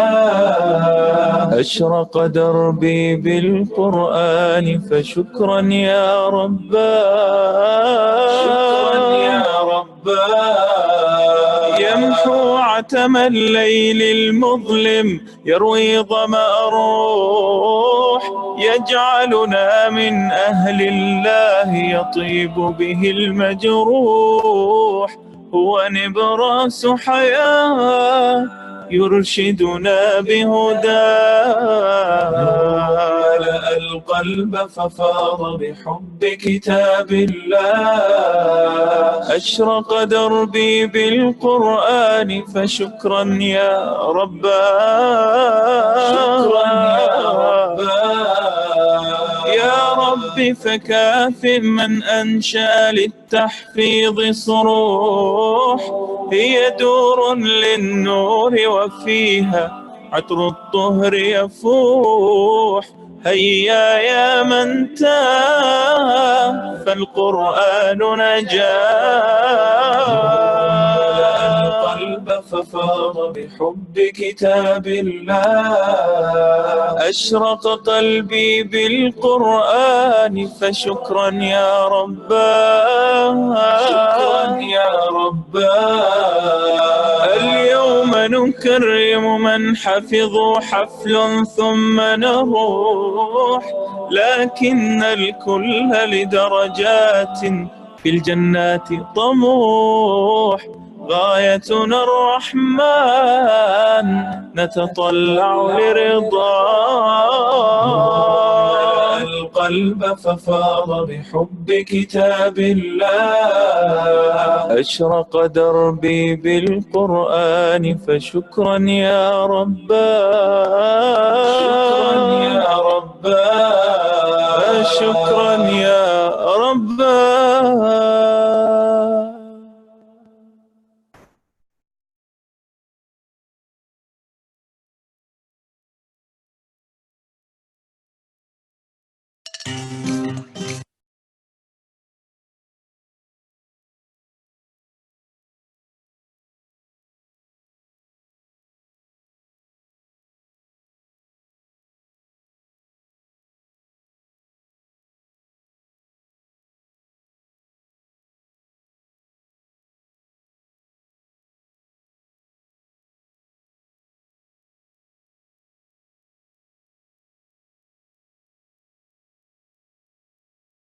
الله الله يا ربي يا الله، الله يا ربي يا الله.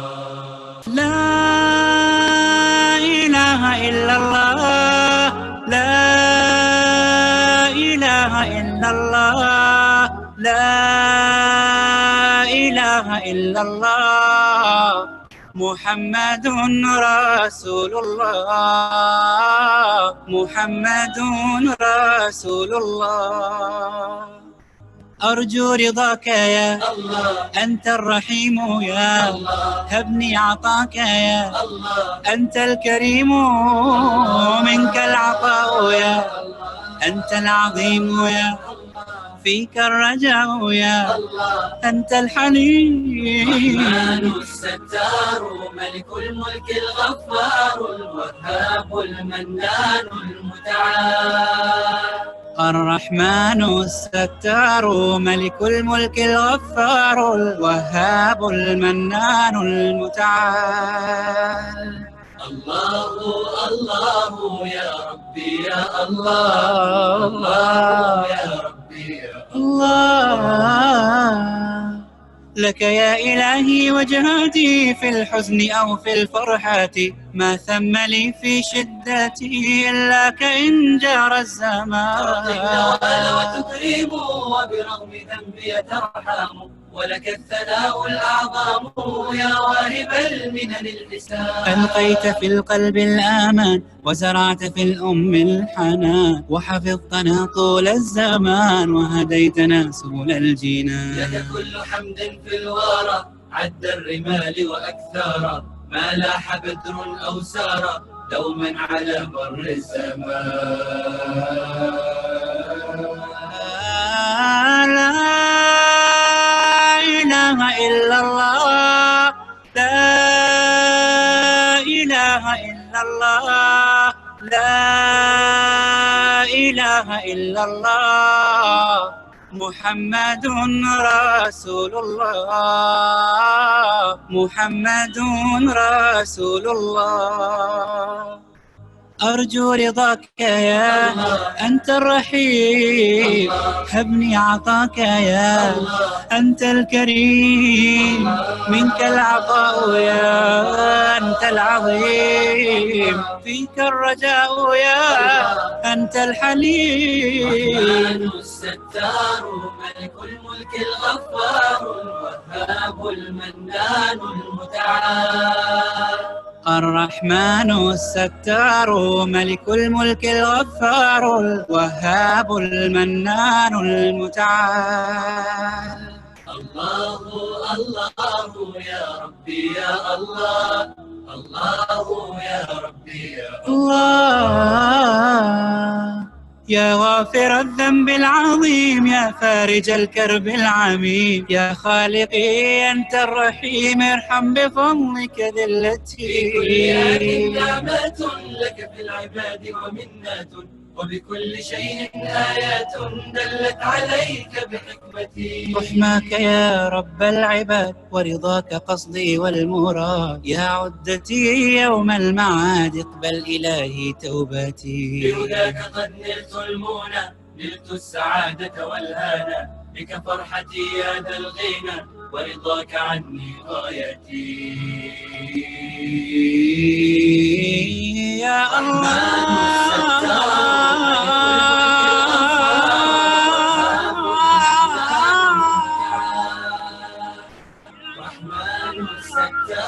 ملك الملك الغفار الوهاب المنان المتعال. لا إله إلا الله، لا إله إلا الله، لا إله إلا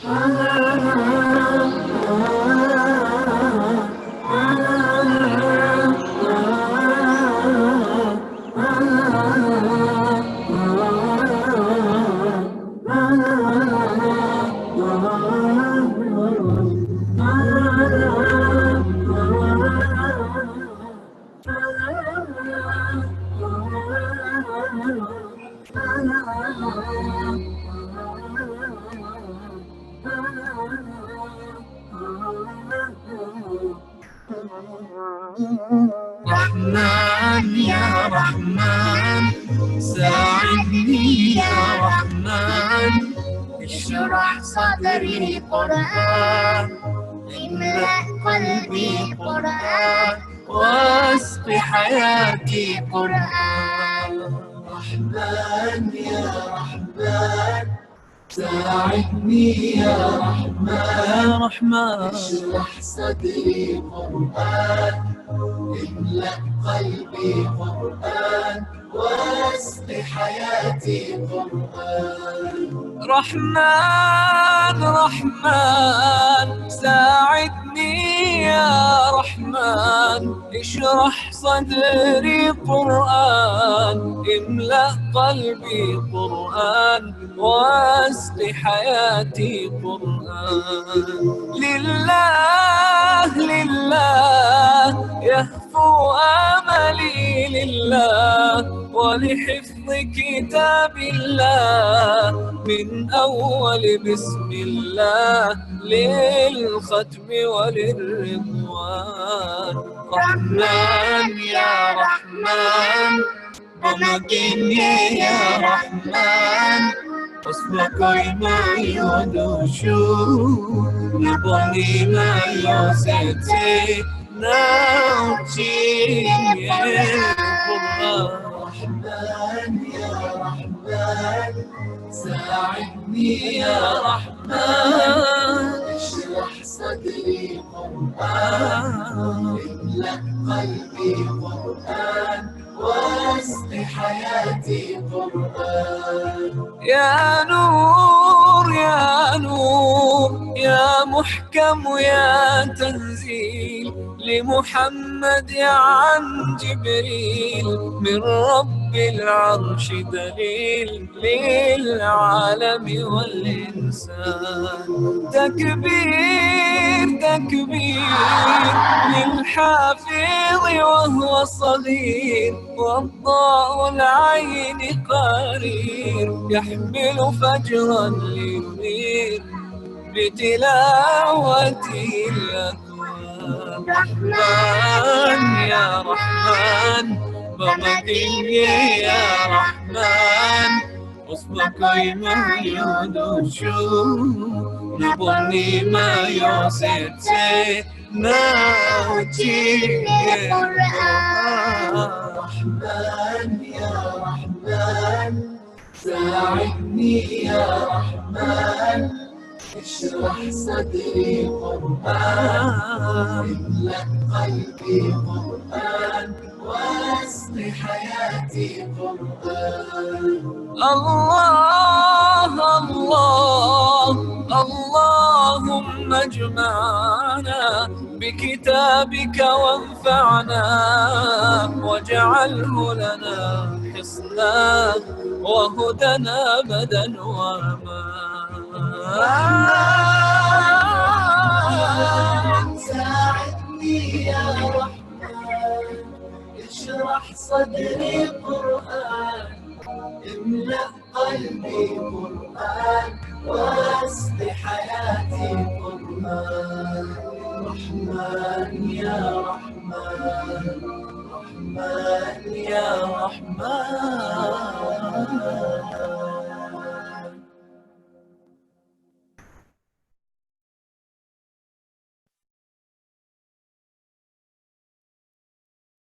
Scene 12.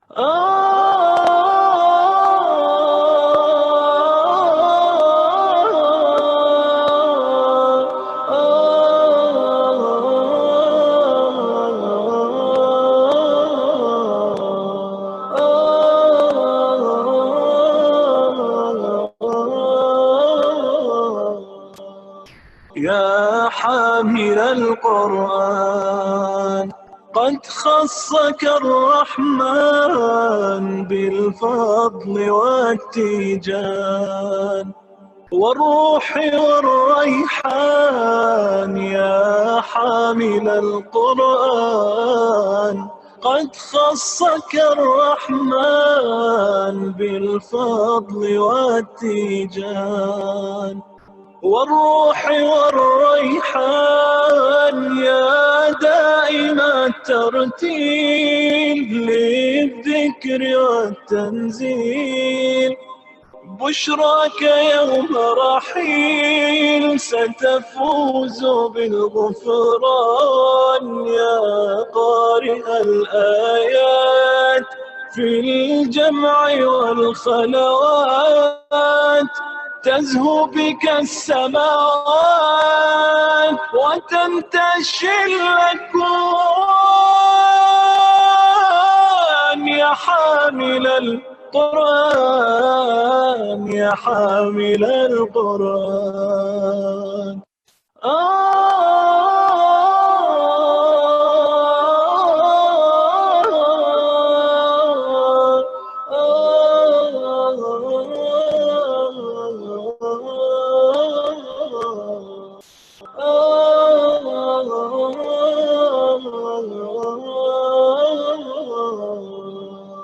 يا حامل القرآن قد خصك الرحمن بالفضل والتيجان والروح والريحان يا حامل القرآن قد خصك الرحمن بالفضل والتيجان والروح والريحان يا دائم الترتيل للذكر والتنزيل بشراك يوم رحيل ستفوز بالغفران يا قارئ الآيات في الجمع والخلوات تزهو بك السماوات وتنتشي الأكوان يا حامل القرآن يا حامل القرآن يا حامل القرآن.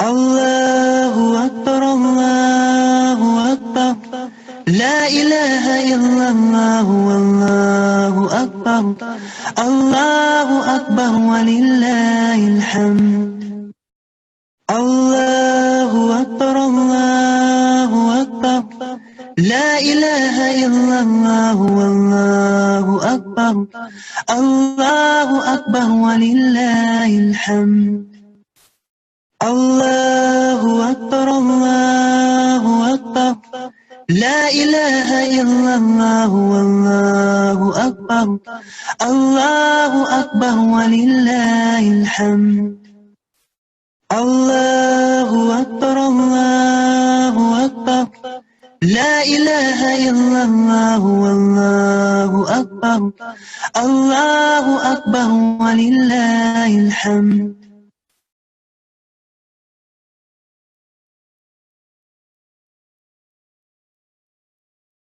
Now in the following verses, we will learn about something that is known as qital.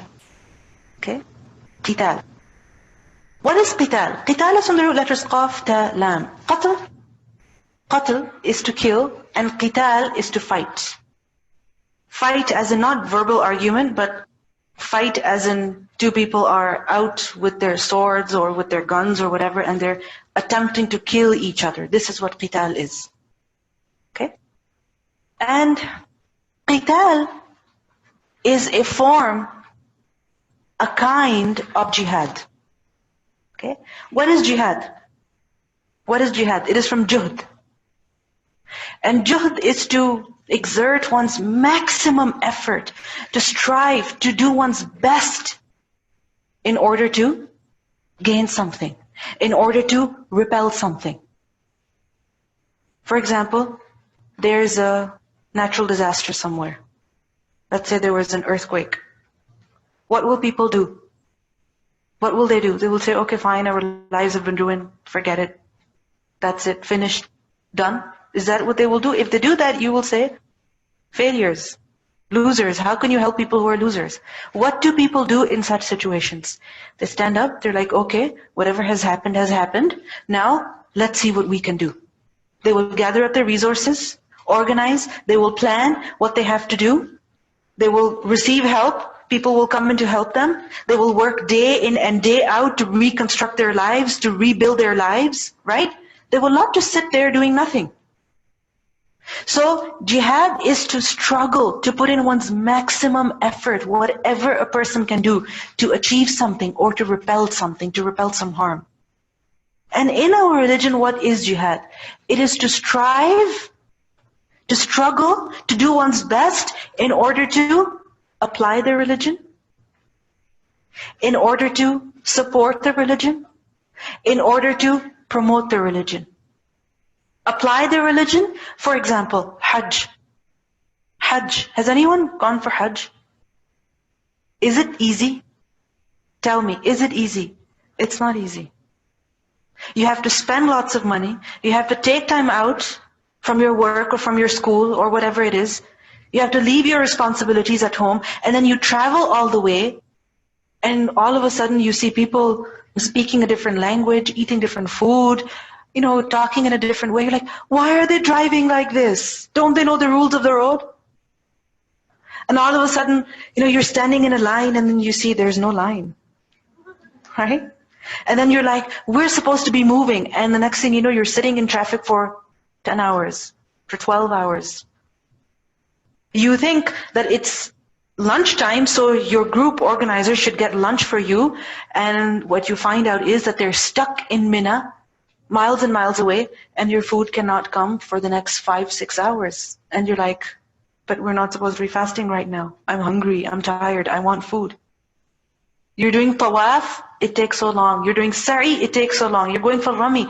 So application of religion, this is what you have to struggle a lot.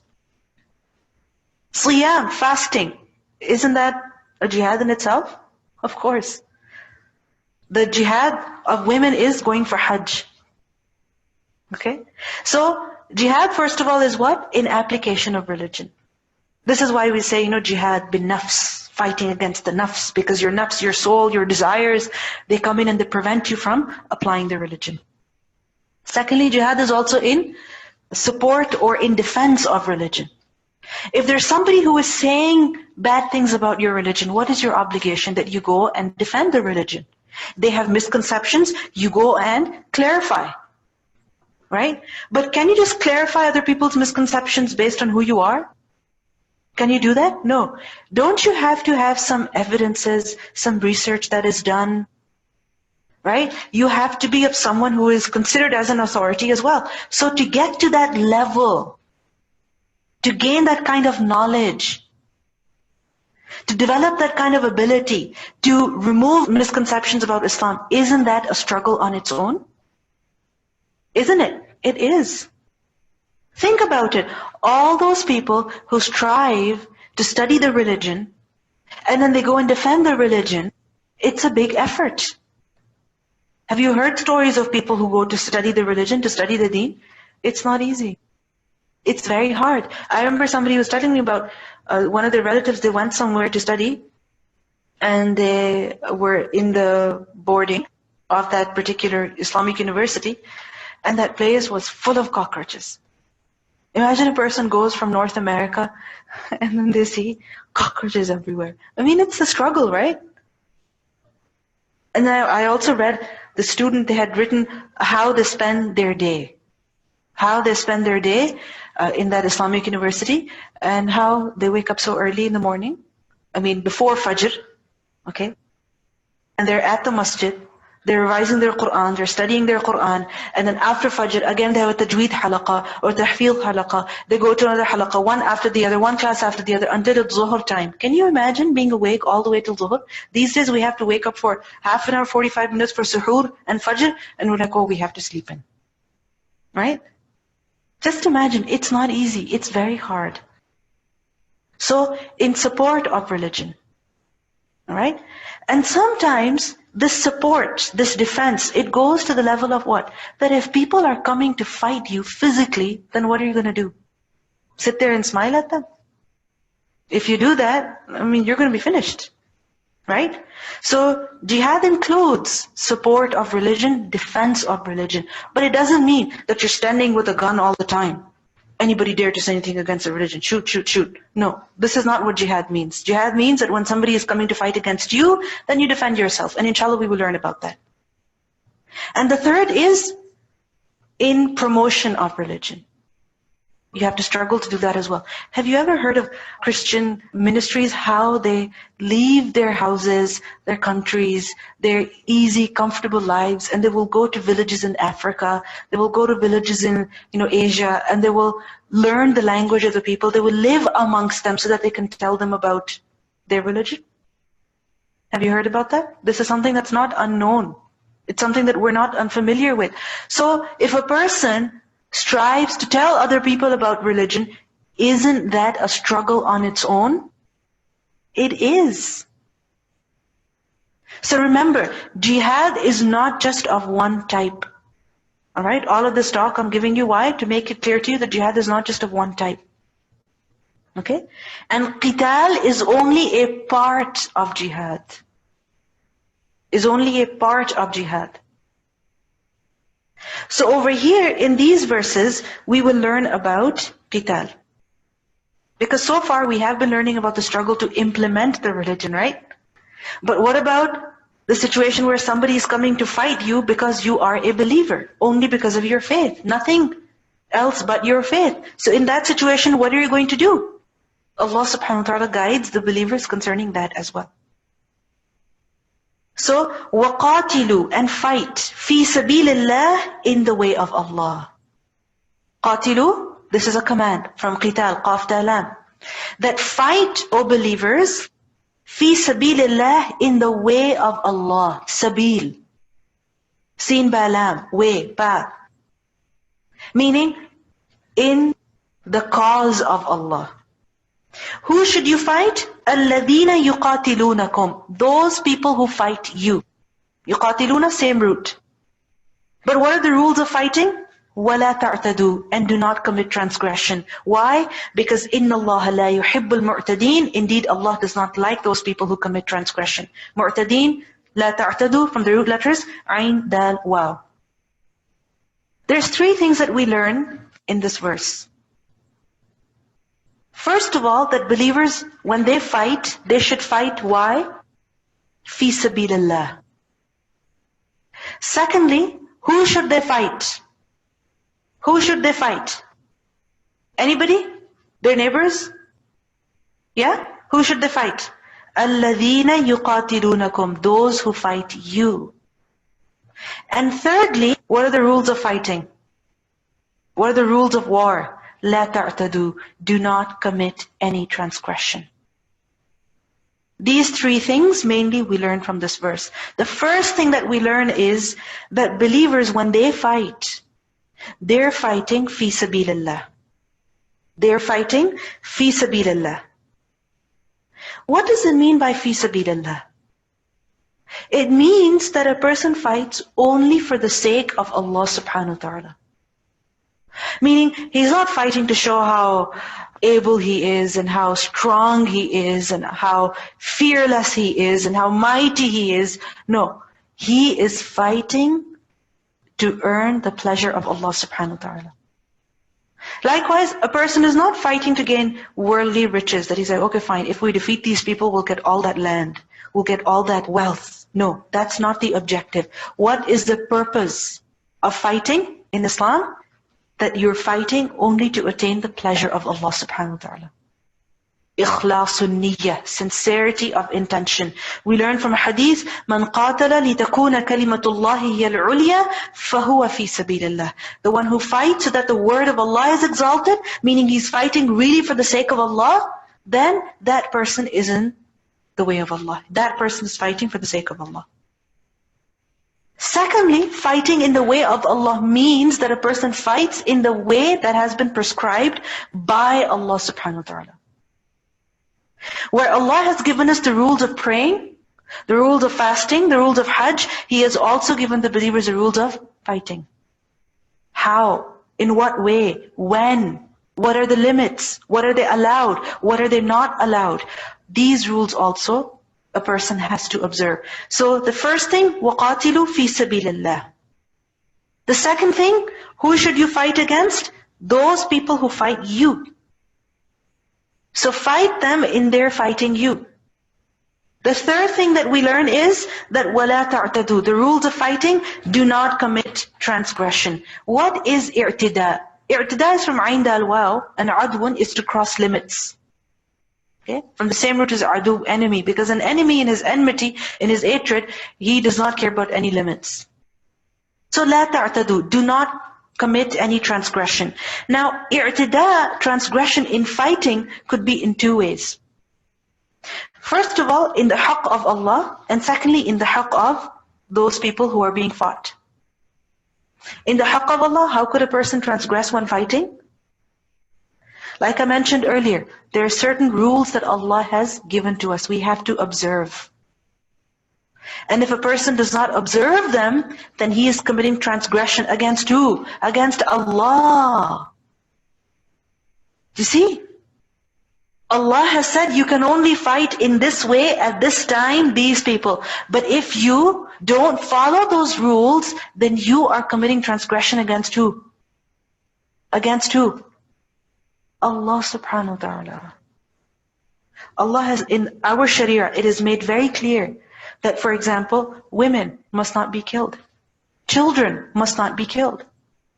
Monks, people who are worshippers, who have nothing to do with fighting, they must not be killed. Property must not be destroyed. Innocent people must not be harmed.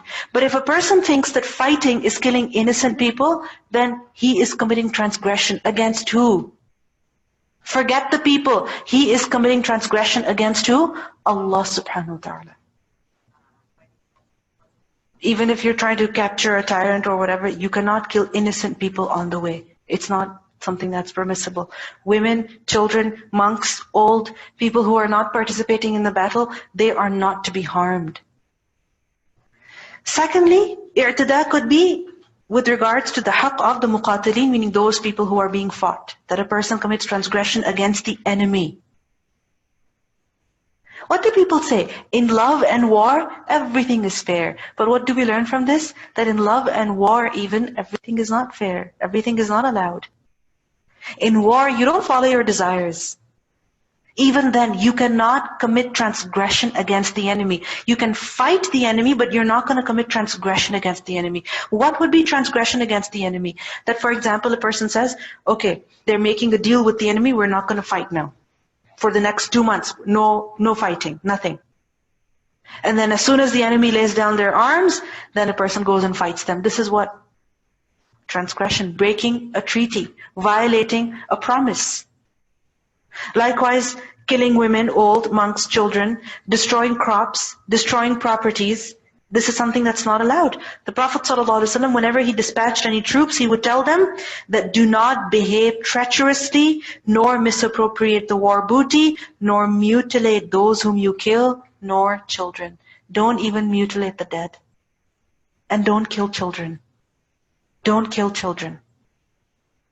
And if a person kills them, this is what?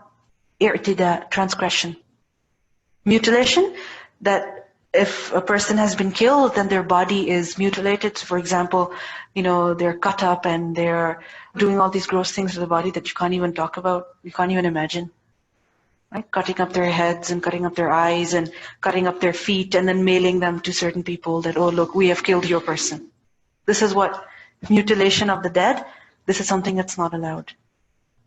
Okay, so لا تعتدوا. Why? Because إن الله لا يحب المعتدين. Allah does not like those people who transgress. Imagine a person goes to fight in the cause of Allah. He's saying, I'm going to do the hardest thing that's for me. I'm going to fight in the way of Allah, and he commits transgression. And you know what? Allah doesn't like him anymore. What a fail. Allah does not like him anymore. Think about it. He's going to fight.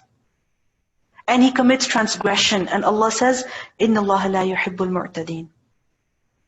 We learned earlier, وَالصَّابِرِينَ فِي الْبَأْسَاءِ وَالضَّرَّاءِ وَحِينَ الْبَأْسِ. Those who are patient. When? At the time of war even. And patience does not mean that you just stay there, but patience also means that you control yourself from doing that which is wrong. Even when you are tempted to harm an innocent person, you don't do that. Because إِنَّ اللَّهَ لَا يُحِبُّ الْمُعْتَدِينَ. In this ayah, basically, the believers are being given permission to fight. By the command, قَاتِلُوا, the Muslims are being told, now you may fight. Because initially, the believers were not allowed to raise their weapons against the enemy. No matter how much their enemy tortured them, no matter how much their enemy abused them, they were not allowed to fight them back. We know that the Prophet ﷺ and the believers, they were in Mecca for how long? 13 years.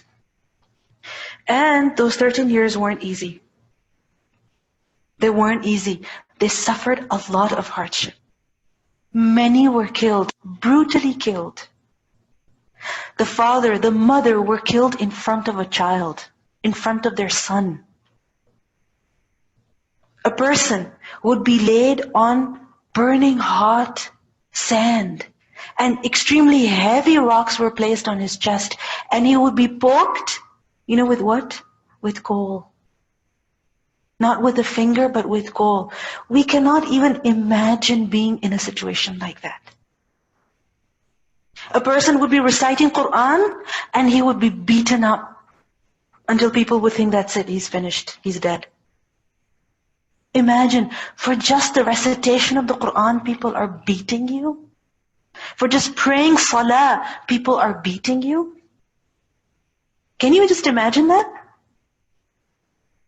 And this whole time, the Muslims were told, Kuffu aydiyakum. Keep your hands to yourselves, meaning don't raise your hands, don't fight yet.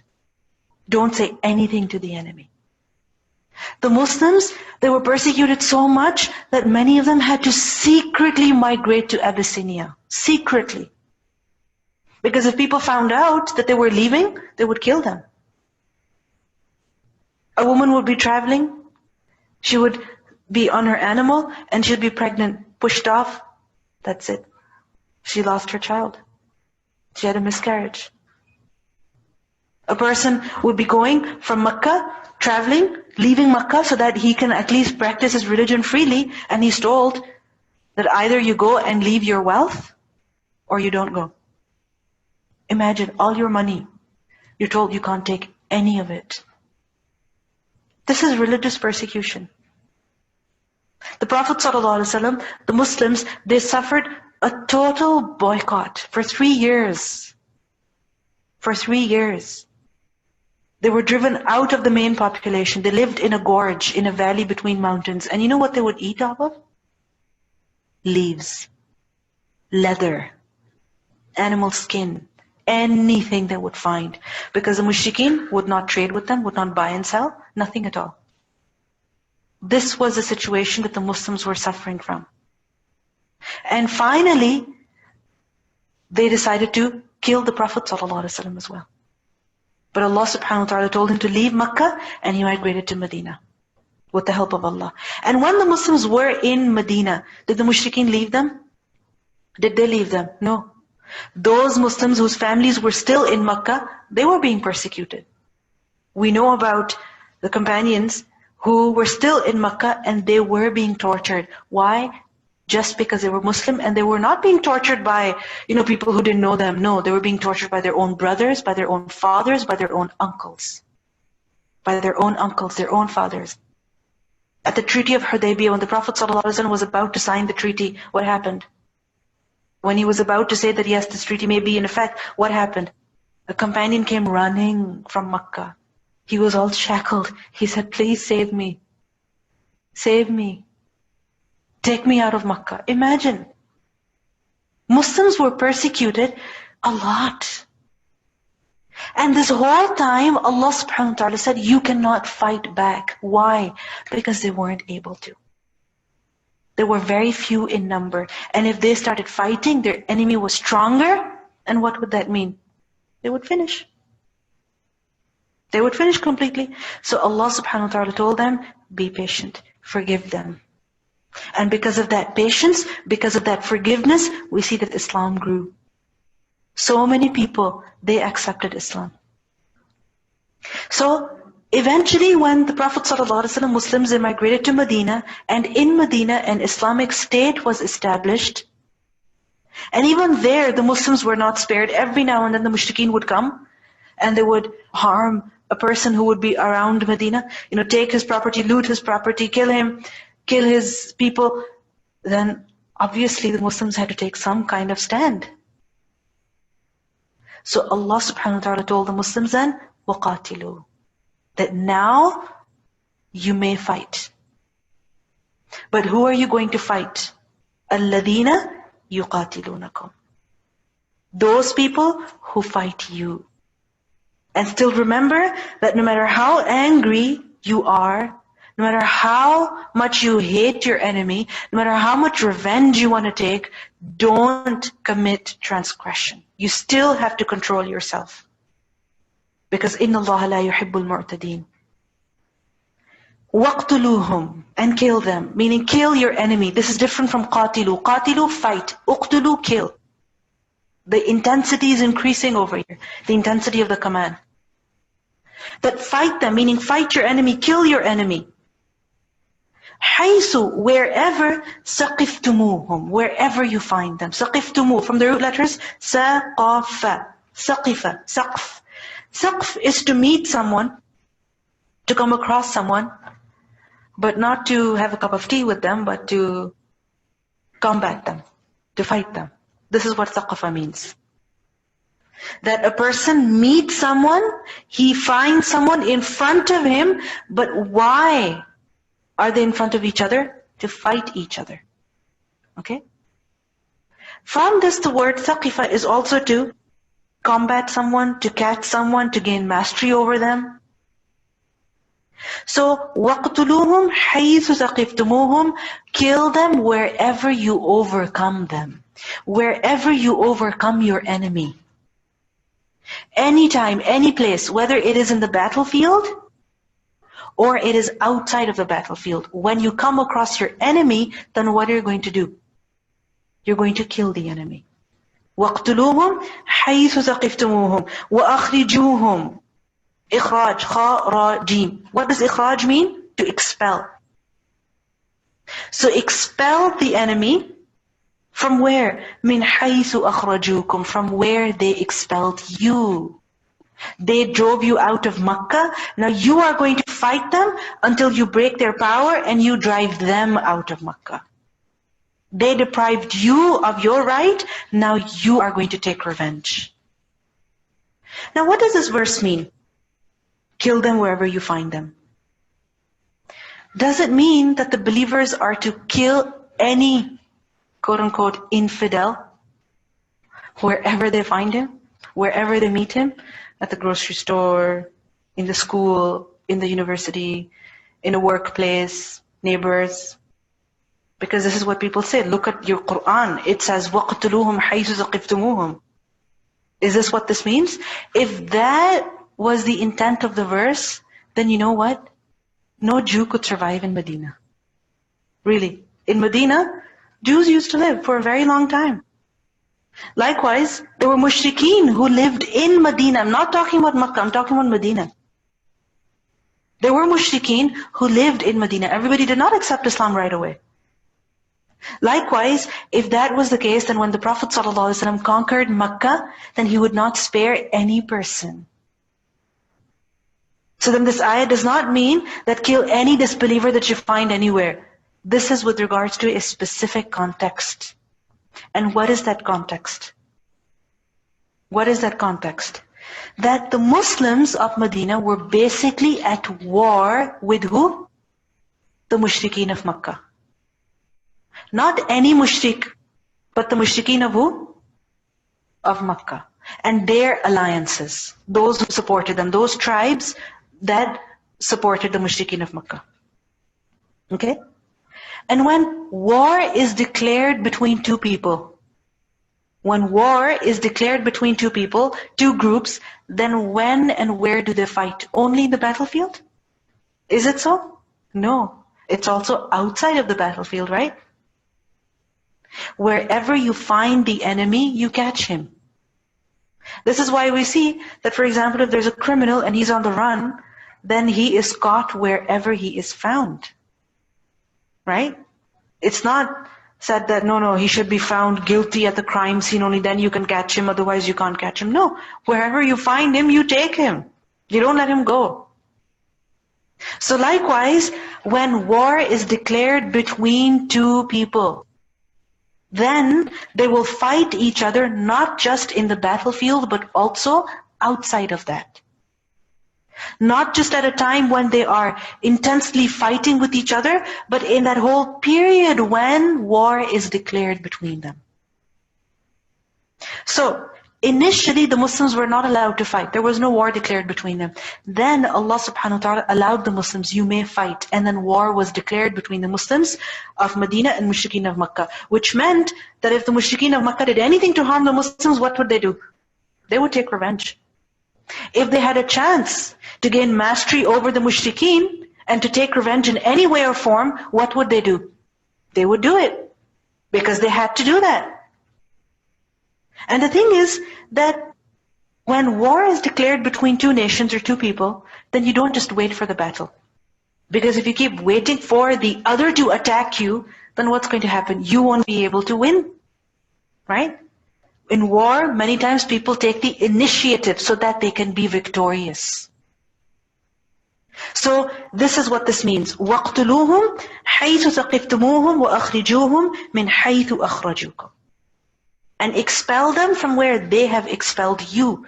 They expelled you from Makkah, you have to expel them from Makkah. And if you think about it, they expelled the Muslims when they were innocent. Now the Muslims, when they expel them, their enemy is guilty. So are the Muslims not justified in what they were doing? Of course. Did they not have the right? Definitely they had the right. So وَأَخْرِجُوهُمْ مِنْ حَيْثُ أَخْرَجُوكُمْ. وَالْفِتْنَةُ أَشَدُّ مِنَ الْقَتْلِ. And the fitna is more severe, it is worse than what? Than killing. Fitna is worse than killing. What is fitna? Fitna is from the root letters Fata Nun. And the word fitna is used in many different ways.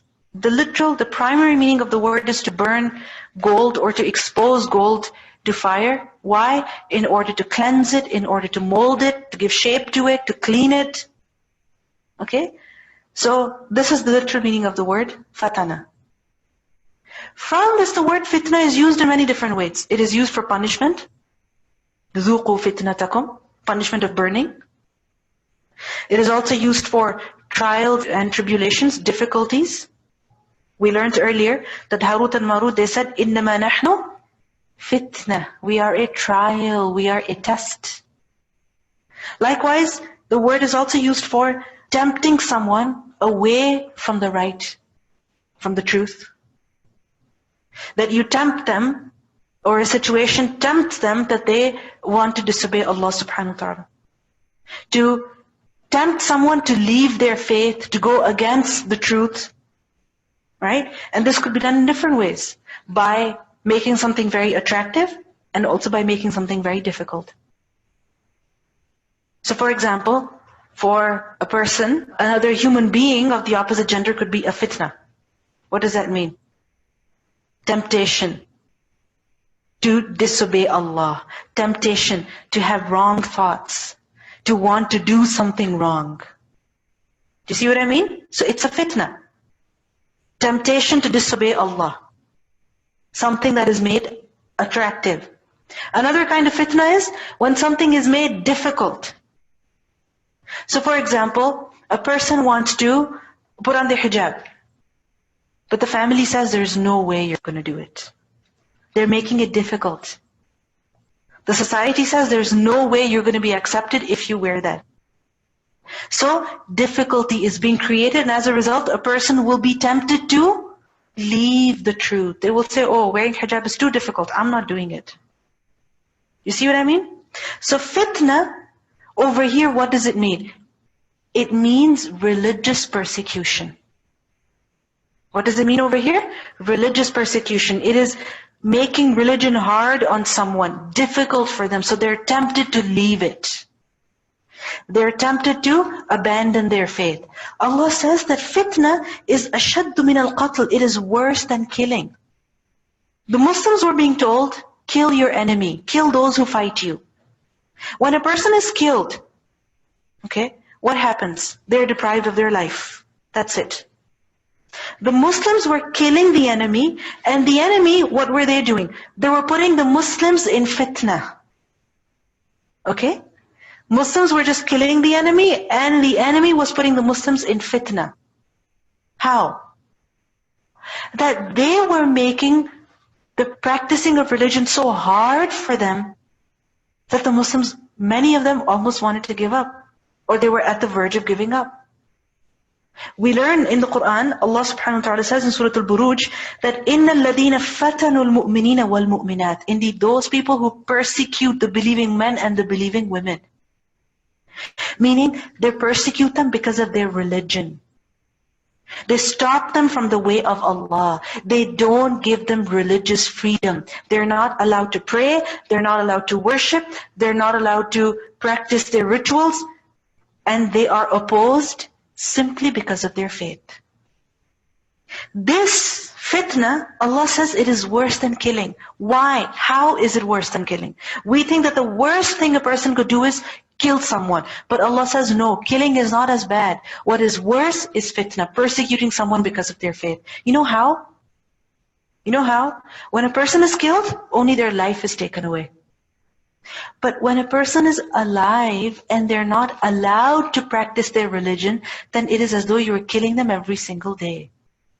You're taking their freedom away. They're alive, but they cannot live. You understand? When a person is killed, that's it, finished. But when a person is alive, yet they cannot live, they live in fear. They suffer persecution. They're not allowed to make their decisions. They're not allowed to do what they want to do. Then what do they say? This is living hell, right? This is what people say. That I don't want to live here. I don't want to live like this. I'd rather die. And also when a person is persecuted because of his faith, and if he leaves his religion because of that, then it is much worse. If you killed him, it wouldn't have been as bad as making him leave his religion, forcing him to abandon his faith. Because in the Quran we learn that in Surah Al-Hajj, ayah 11, وَإِنْ أَصَابَتْهُ فِتْنَةً إِنْقَلَبَ عَلَى وَجْهِهِ خَسِرَ الدُّنْيَا وَالْآخِرَةِ. That if a person is persecuted because of his faith and he becomes weak, he gives up his faith, then what happens? He suffers loss of dunya and akhirah. He's a failure in dunya and he's a failure in the akhirah. He's an absolute failure then. So, وَالْفِتْنَةُ أَشَدُّ مِنَ الْقَتْلِ. They are creating fitna and you are just to kill them. You're just to take revenge. And part of their fitna was what? Part of their fitna was also killing Muslims, right? They hadn't let the Muslims live. No, they had killed many Muslims. So Allah subhanahu wa ta'ala is telling us, وَالْفِتْنَةُ أَشَدُّ مِنَ الْقَتْلِ, to explain to us why it is reasonable to fight them. Why it makes sense to fight the enemy. Why is it allowed? Because some people object. They say, why are Muslims allowed to fight in battle? Why? This is the reason why. You have to stop that fitna. Because if you let that fitna prevail, then who will have freedom? Who will be able to practice religion? Nobody. Allah subhanahu wa ta'ala, He did not create us for others. He created us for His worship. And if we're not allowed to worship Him, then this is worse for us. So, وَالْفِتْنَةُ أَشَدُّ مِنَ الْقَتْلِ وَلَا تُقَاتِلُوهُمْ. And do not fight them. Now Allah subhanahu wa ta'ala is telling the Muslims about the rules. That don't fight the enemy عِنْدَ الْمَسْجِدِ الْحَرَامِ, near the sacred mosque. What is the Masjid al-Haram? Where is it located? In Makkah. And Makkah is a place that is known as Haram. Right? What does that mean? That it is a very sacred place. There's some things that people are not allowed to do over there. For example, what are they not allowed to do? Cutting trees, likewise, killing each other, fighting each other. These are things that people are not allowed to do in the area of Haram. So, وَلَا تُقَاتِلُوهُمْ عِنْدَ الْمَسْجِدِ الْحَرَامِ. So if you have to fight them, you're not going to fight them in that place, near the Masjid al-Haram, in the area of Haram. You're not allowed to fight them over there. Meaning, even if you catch the enemy over there, are you going to kill them? Are you going to fight them? No, you're not going to do that. But what if they're fighting you in the Haram? Then what? Allah says, حَتَّى يُقَاتِلُوكُمْ فِيهِ, until they fight you in it. So in other words, even if you find your enemy in the Haram, you're not going to attack. Elsewhere, you may do so. But in the Haram, you're not going to do so. Unless they are attacking you. So if they attack you, then obviously you have to fight back. فَإِنْ قَاتَلُوكُمْ, then if they fight you, فَاقْتُلُوهُمْ, then kill them. Why? كَذَلِكَ, like that is جَزَاءُ الْكَافِرِينَ, the recompense for the disbelievers. Meaning, if a person does not even respect the haram, then he will not be respected. If he does not respect the sanctity of the haram, then his life will not be respected either. And this is the reason why the scholars have said that if a person commits a crime outside of Makkah and runs into the haram to seek refuge, can you kill him? Can you fight him? Can you punish him there? You cannot. But if a person commits a crime in the haram, then where will he be punished? In the haram. Because he did not respect the haram, and he will not be respected anywhere. So, كَذَلِكَ جَزَاءُ الْكَافِرِينَ, thus is the punishment, the recompense of those who disbelieve. فَإِنِ انْتَهَوْا, then if they cease, انتهوا, نون هايا, nahi, to stop. And intaha, to stop oneself, to desist, to cease. So if they cease, if they give up, what do they give up? Fighting you. Because earlier it was said, fight those who fight you. But let's say they were fighting you previously, now they said, that's it, we're not going to fight you. Then what should you do? Fight them anyway? Because they harmed you before, so you're going to harm them now? No.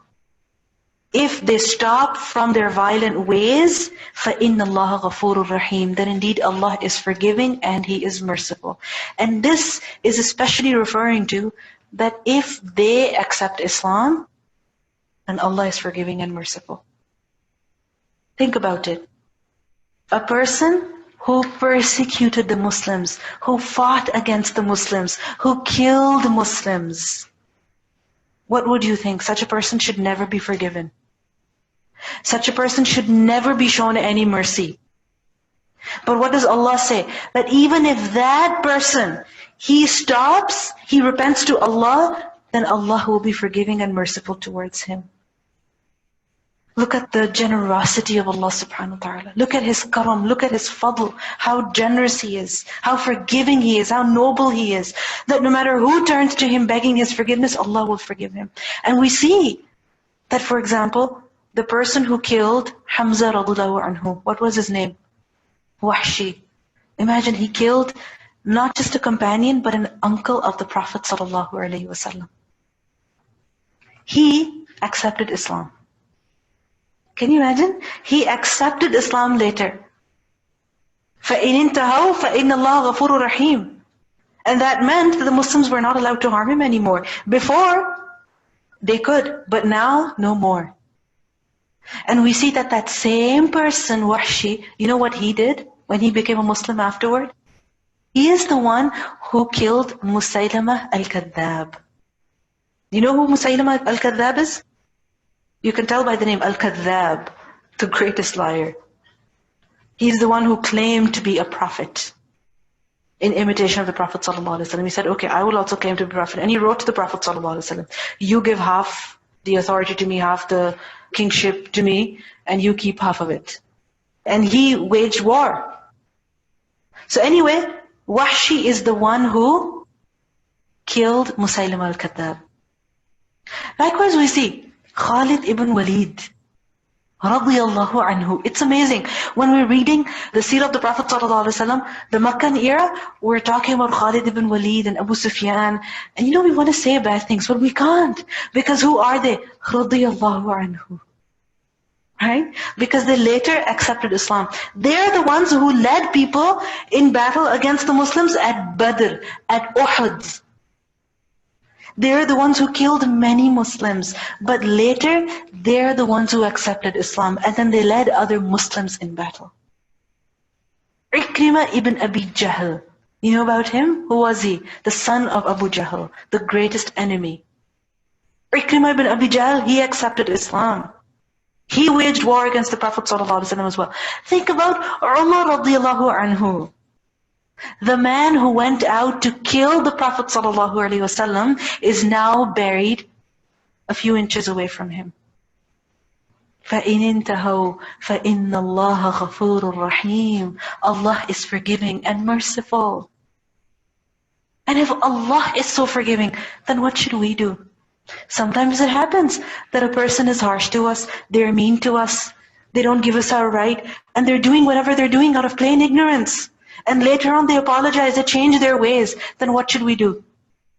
We should say things like, well, first impression is the last impression. They treated me like that, I can never forget that image.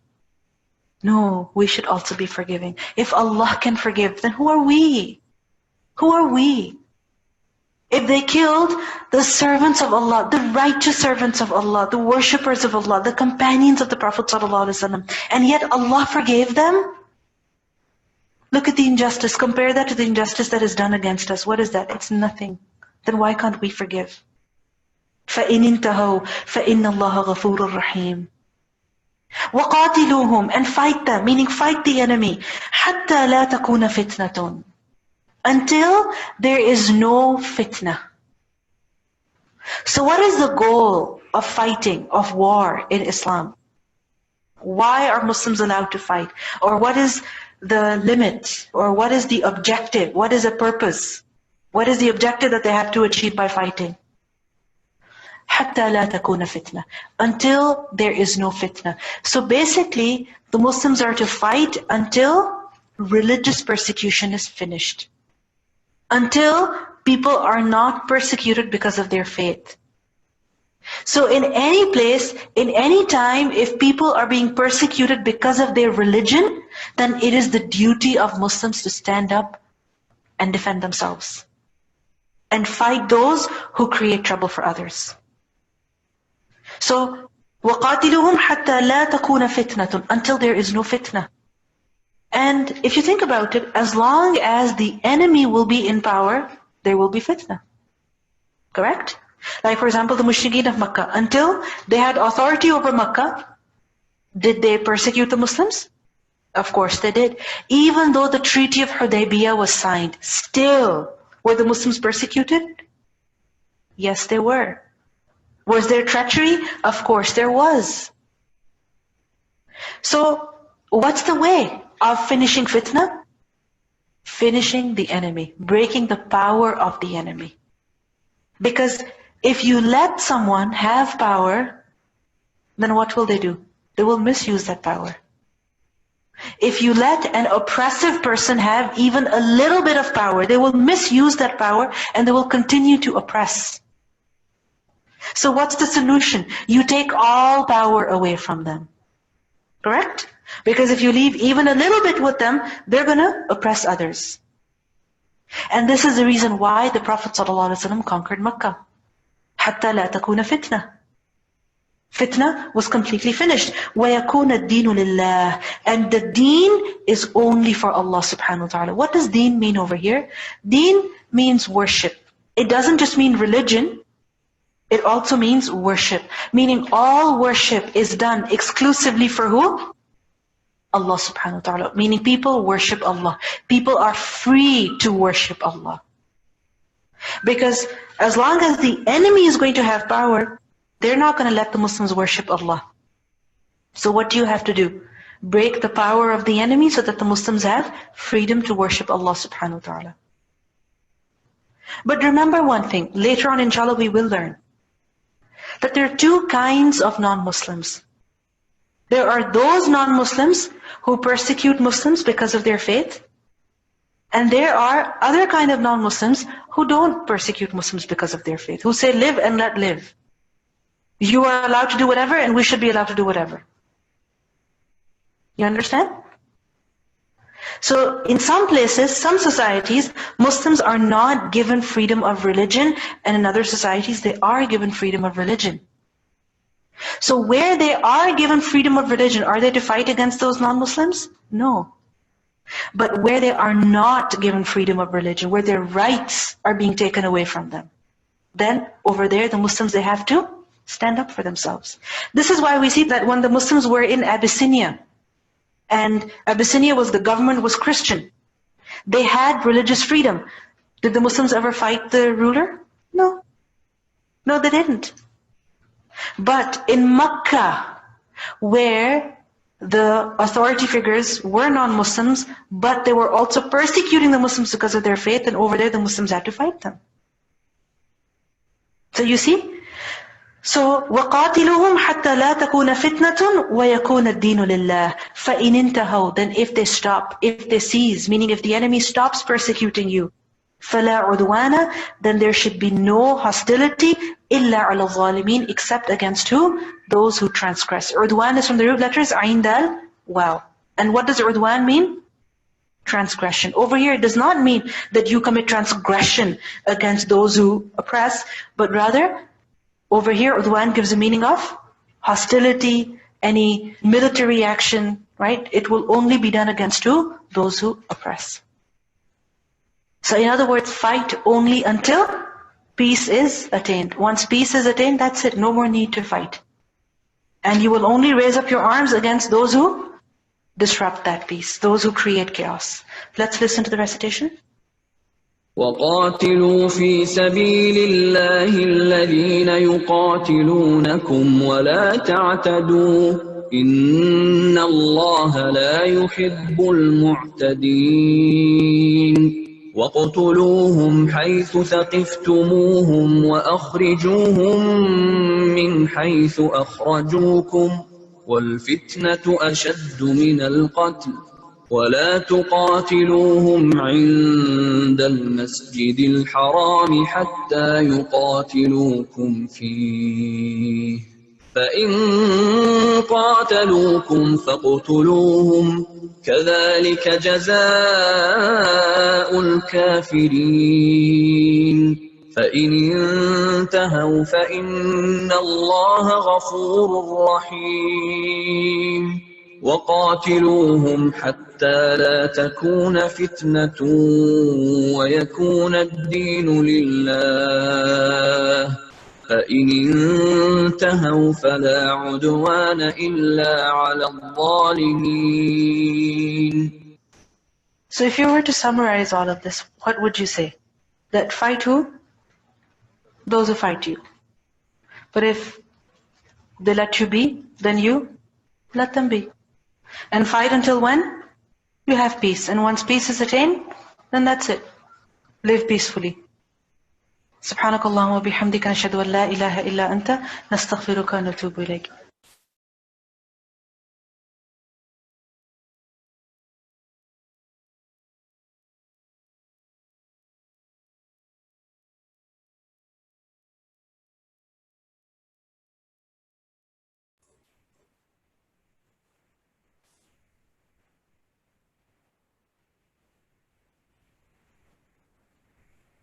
Okay, Assalamu alaikum wa rahmatullahi wa barakatuh.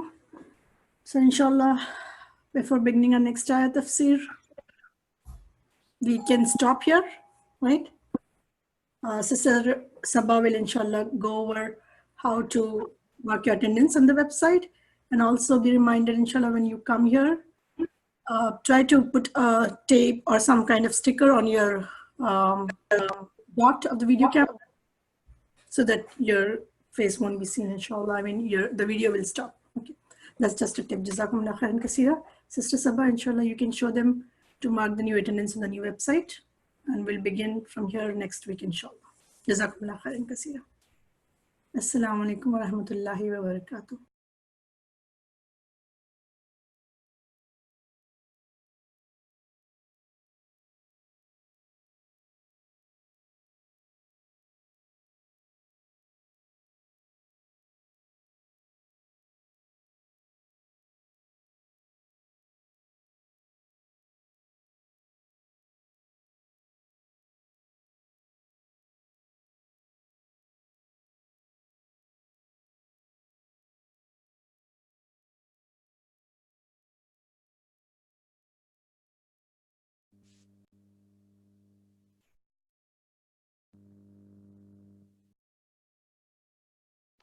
Assalamu alaikum.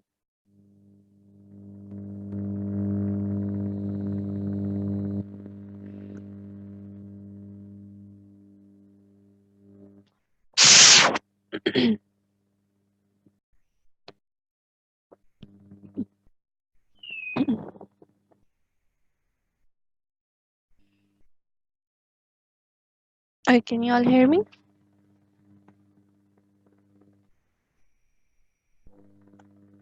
Okay, Alhamdulillah.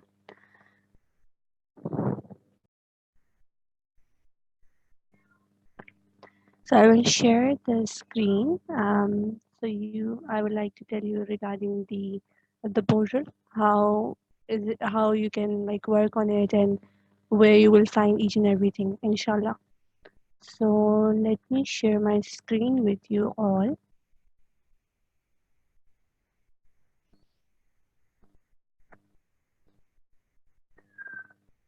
Okay.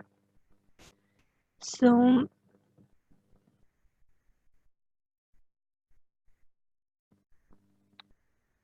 this will be your portal. Okay. So like after inshallah like 2 or 3 hours later you will receive the recordings, and you can always check after 3 hours later from the class. The recordings will be under the recording session, live class recordings. This is the new like folder we created, so inshallah the recordings will be under this. So you can see like the previous recording for lesson 25 we edited over here, so you will also see the new recording from now onwards in the live class recording folder. Okay, it will not be in the live class link. Okay, not here, but in the live class recordings. Okay, inshallah. Now, regarding your attendance, class attendance and group attendance, what you can do now, start marking your class and group attendance on the new portal.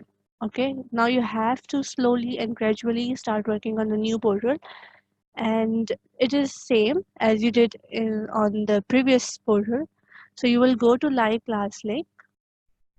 Here you can see mark your attendance. Click on it, and then you will be able to see today's class session over here.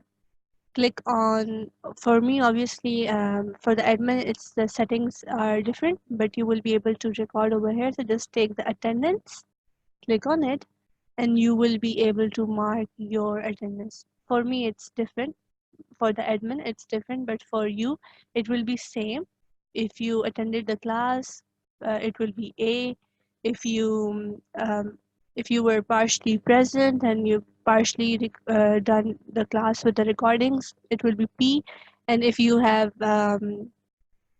made up the class through recording, it will be R. So you just have to mark it by yourself. So start marking your attendance from today on the new portal. Okay, so in under live class link you will find your mark your attendance. Click on it, and then you will be able to mark your attendance for today's class. Now for group attendance, it's the same as you marked previously. Go to groups. Okay, and then mark your group attendance. You will have your groups. We are still working, the main team is still working on transferring all the groups to the, wait, let me see. Okay, the chats. Okay, it's over here. For me it's only showing question mark. For the it shouldn't show any question mark. Maybe click on question mark. Maybe it is asking for you to like mark your attendance. Just make sure the date on the top is on the top the date is correct. It should be like a week. You can change to week or okay, question marks too. Can you send me like a screenshot of that thing, a picture on the WhatsApp group so I can see how is it showing? Because for us it's different. So you can send the picture on the WhatsApp group so I can see like whether why is there showing the question mark, or we can like if we need to change any settings from here.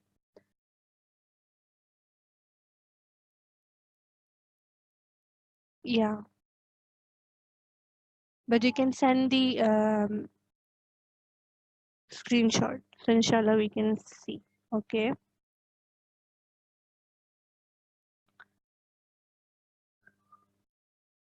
Okay, basically you have to mark your attendance. The status is giving like nothing. Okay, you have to. Is there any option for marking your attendance? Nothing. If you click on the date or something like that. Oh, basically yeah, sisters, you are seeing attendance report. If you see on the top dashboard over here, let me tell you. On the top, you might be seeing like this: dashboard, my courses, BQE2, then live class link, mark your attendance, and then you are seeing the attendance report. So in attendance report, it is showing you question mark. Okay, so you have to make sure. See over here, see, for me, it's mark your attendance, and here, if I see report, I will click on this. So see, it is showing me the report. Okay, so for all of 0, the session is 0. For you, it will be showing question mark. So you have to make sure you click on mark your attendance. On the top, go and click on mark your attendance, and then inshallah you will be able to mark your attendance. For marking your attendance, you will see the session like this. Okay, you will be able to click on the session over here and to mark.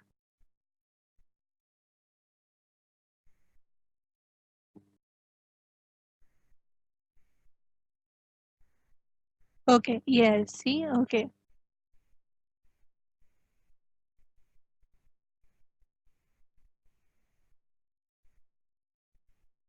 Okay, can you now show me the picture once you click on mark your attendance?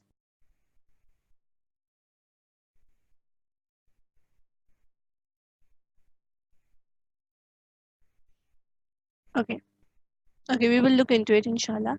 But from here you will mark your attendance. I will just let you know after the class. I will look into it and I will message on the group like if it's ready or not. But if it's not ready, you have to mark your attendance manually on the sheet, on the Google sheet which was shared with you all.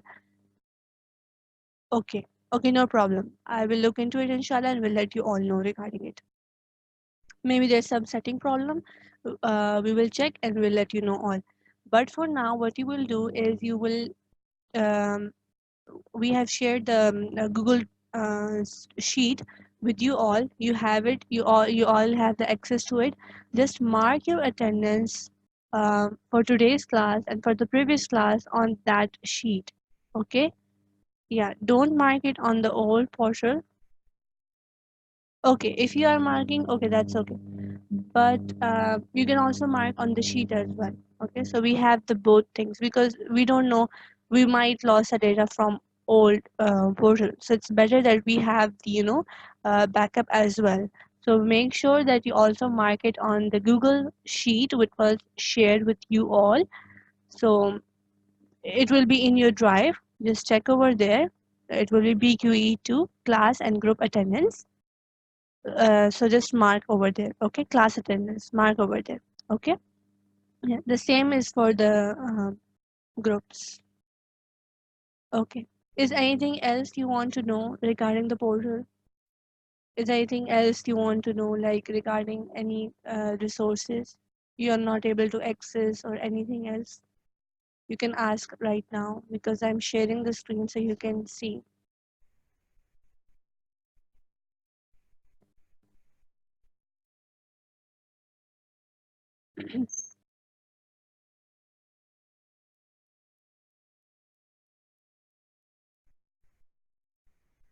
Okay, recap slides on the portal. Okay, for the recap slides, you will see it on under recap presentations.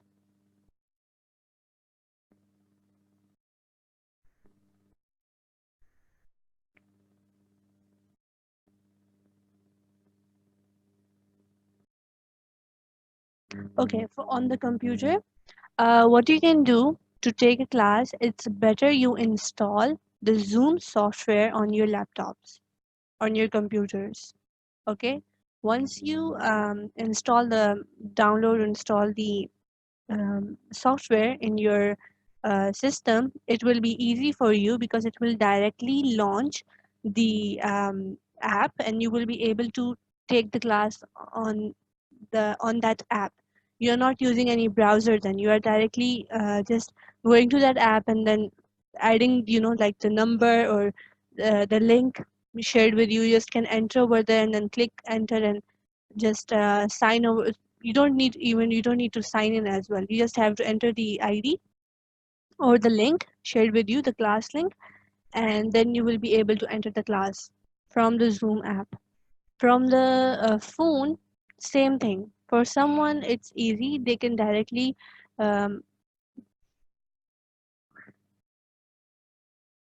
there is the chat option in the bottom. You might not be able to see, but there is. You will be able to see like 3 dots vertically. Click on it. It will be more option or plus sign, something like that, and there will be chat. So you will be able to see all the chats over there. Okay. Yes. Yeah. So for the recap presentations over here, you will be able to see the recap presentation. So you can see we have till Surah Al-Baqarah 163 to 171 part 1. So we have all the 177, 182. So you can see from lesson till lesson 24, we have presentations, recap presentations over here. So you can click on recap presentations. Under this folder, you are able to see all the recap slides. Yes, sister. Yes.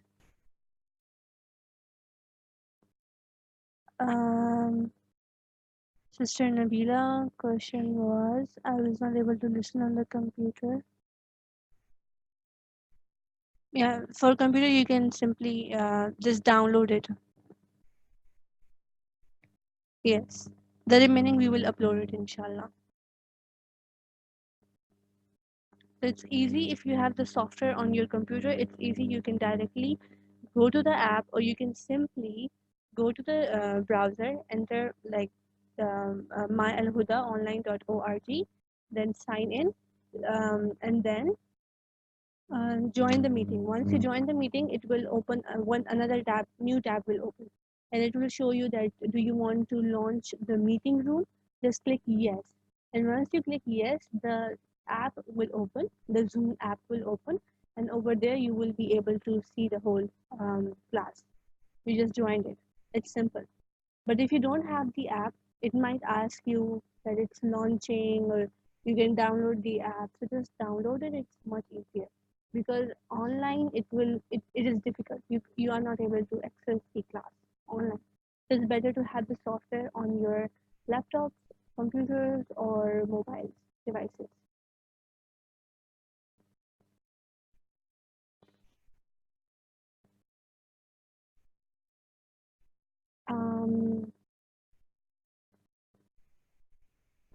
Yes, it will, inshallah. Okay, sorry. Is it fine now? Okay, any other question?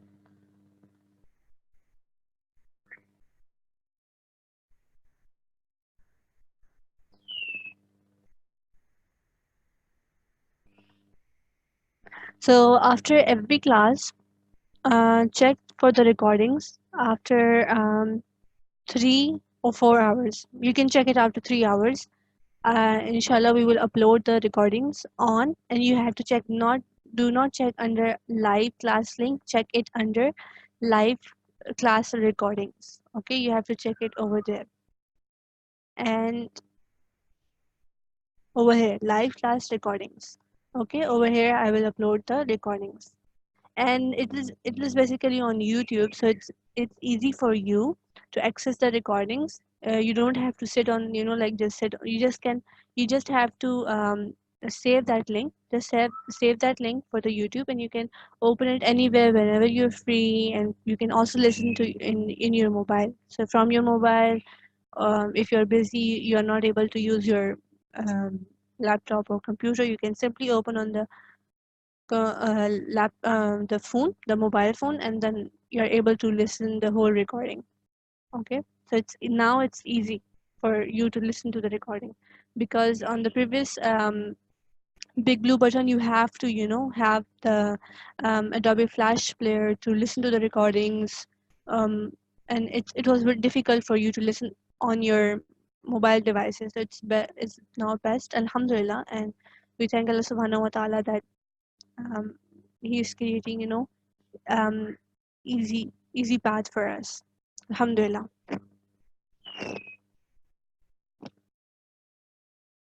Yeah, yes, it will stop working.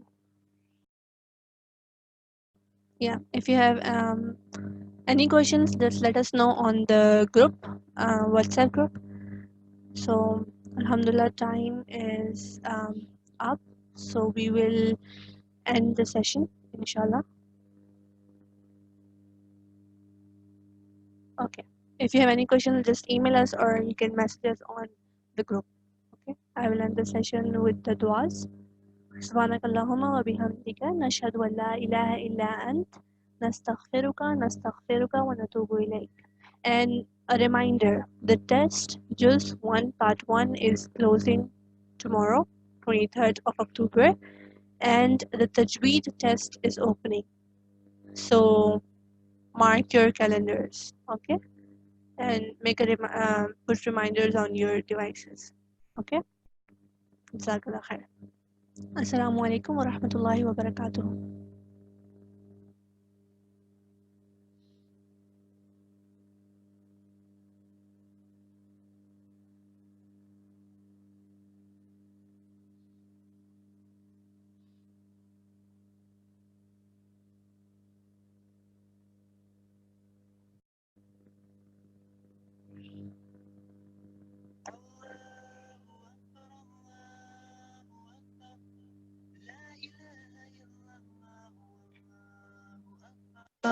Allahu Akbar walillahil hamd.